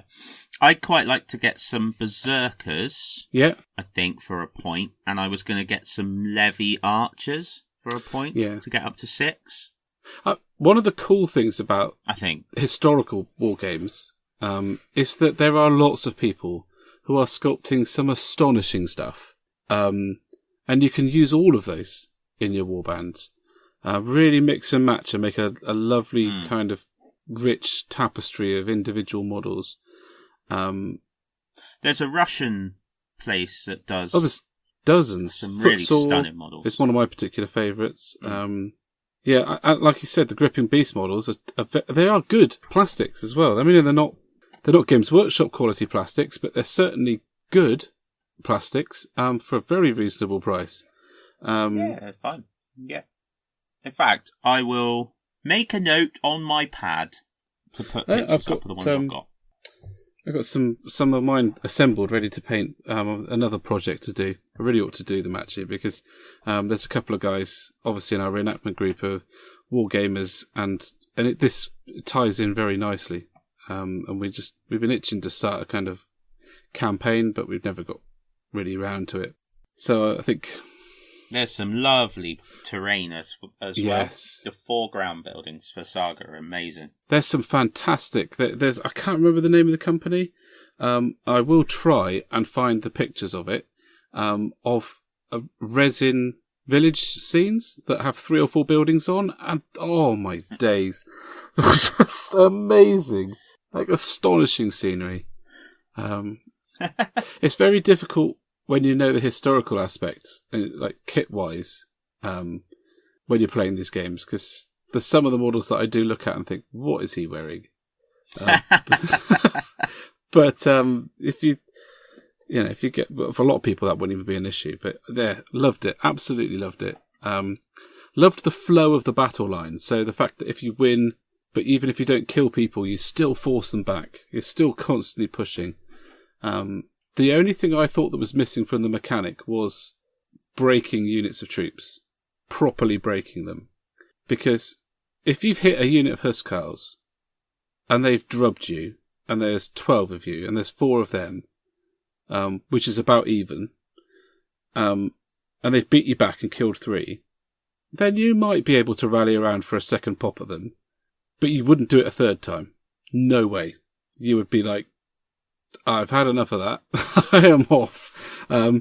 Somebody else can deal with them. I'm going. And that isn't really reflected in the game, because it is astonishing how much, even when you're reenacting, how much that kind of thing can have an impact. I was a bit disappointed that mechanic wasn't in there, but otherwise I was very, very fond of it. It's very easy to learn, very quick to pick up, and like you said, the entry point is fab. Yeah, and they also do Crescent and Cross. They do. Yeah, they do. For Crusade and bolt era action stuff. No, they don't. I'm sure they do bolt action. No, not bolt action. Not bolt action. Bolt action is Warlord. Yeah, but the Warlord. Same No, we're talking about Gripping Beast. Yes. Yeah, you're right. It's okay, Ignore mate. me. You don't have to affirm. I knew I No, was right. I know. Warlord do but plastics as well. Warlord do, yeah. So Warlord plastic, yeah. They're amazing, and I don't really want to talk too much about them because I do not want to go away from this conversation wanting to do a whole load of new stuff. And it is bad enough that, moving on slightly from Saga, that TT Combat, who people will know we're quite fond of, having been down, Ben went down and did an interview, have just bought Hawk Wargames. Yes, they have. And, yeah, so random thing from my hobby past, a couple of years ago, discovered Dropzone Commander, and I love miniature scales. So 10mm scale, and I went a bit mental. Let's put it that way. I think I got 3,500 points of UCM, which is similar, I suppose, to a 3,500 point of say 40k, but a smaller scale. Painted in about 6 weeks, and then did a Scourge army, which is their protagonist or antagonist or whatever you want to. I can't remember what way that works. But anyway, 2,500 points to them. And then I was like, oh yeah, I'll do something else now. Sold the UCM. I still got the Scourge. It's a beautiful game. Absolutely beautiful. But so are lots of games. But now that the TT have bought it, I'm just going to have to increase my resistance, I think. Hold the line. Yeah. Yeah, hold the line. Yeah. I've just checked. Sorry to go off topic and back again, but the Warlord version of the model range is Hail Caesar of the Dark Age stuff. Yeah. Yes. Yeah, I got myself confused there. Apologies. Yeah. Hail Caesar is a bit more massed battles, though, I think. More regimented, that rule set. Yeah. So, back to Dropzone Commander. I haven't ever really got involved with it. I've watched you play it. As in, I watched you from afar. I didn't see you play any games. And so it did look interesting. It is. It's a great game. The rulebook's dreadful. Like, all credit to Dave, who created it, for creating a world. And it's easy for me to sit back and say, oh, that's dreadful, having not done it myself. But to navigate the rulebook was an absolute pain in the backside, and actually a big driving factor behind why we didn't continue. Really? Because we just found it so difficult to get to grips with all the mechanics, Right. and then flick through and find all the blooming rules for the different units. And because we were new to it, we didn't have that base level knowledge that you would maybe bring to Warhammer. Yeah.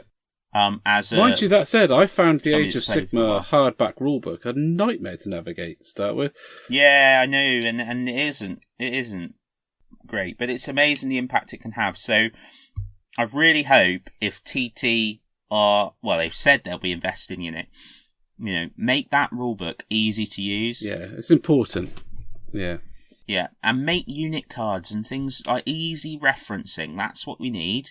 Easy referencing. Well, seeing what they've done with their own games and what they've done with games that they've picked up, they're really good at adding to the product, as in giving added value to a product. So I'm hopeful, and I'm gonna put money on it that you'll be back into playing that game before long. Which means you'll be trying to coerce me into collecting an army.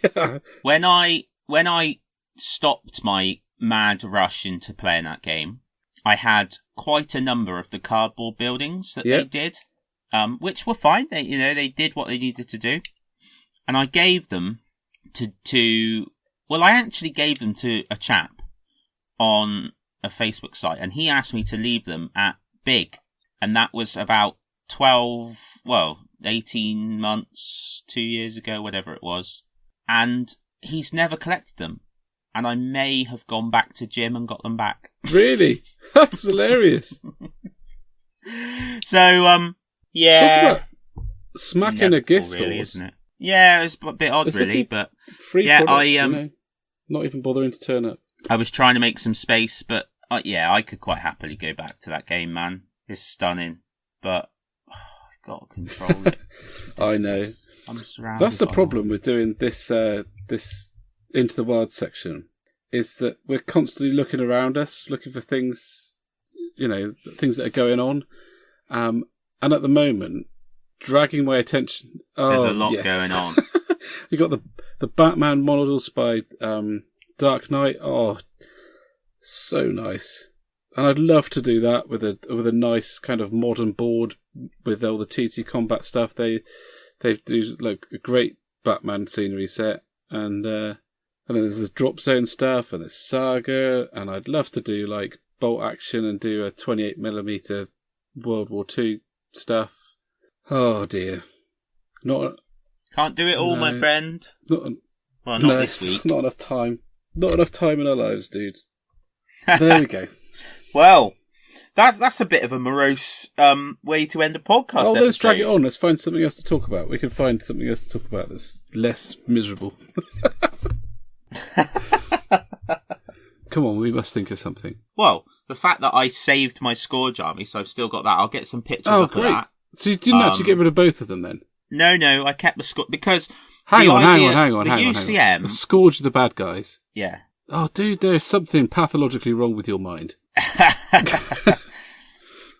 It's such a cool background because the Scourge have overwhelmed humanity, and humanity have fled off. The UCM have fled off, and now the UCM have rebuilt their empire, and they're coming back. Oh yeah. And invading, and that's why it's all dropping in. So there's loads of like air stuff, and you've got little battle groups, and your entire force needs to be able to start on these drop ships, and it comes in and you drop it down. It is a very cool game and a very cool concept, and it's very well executed as well, quality wise. Yeah.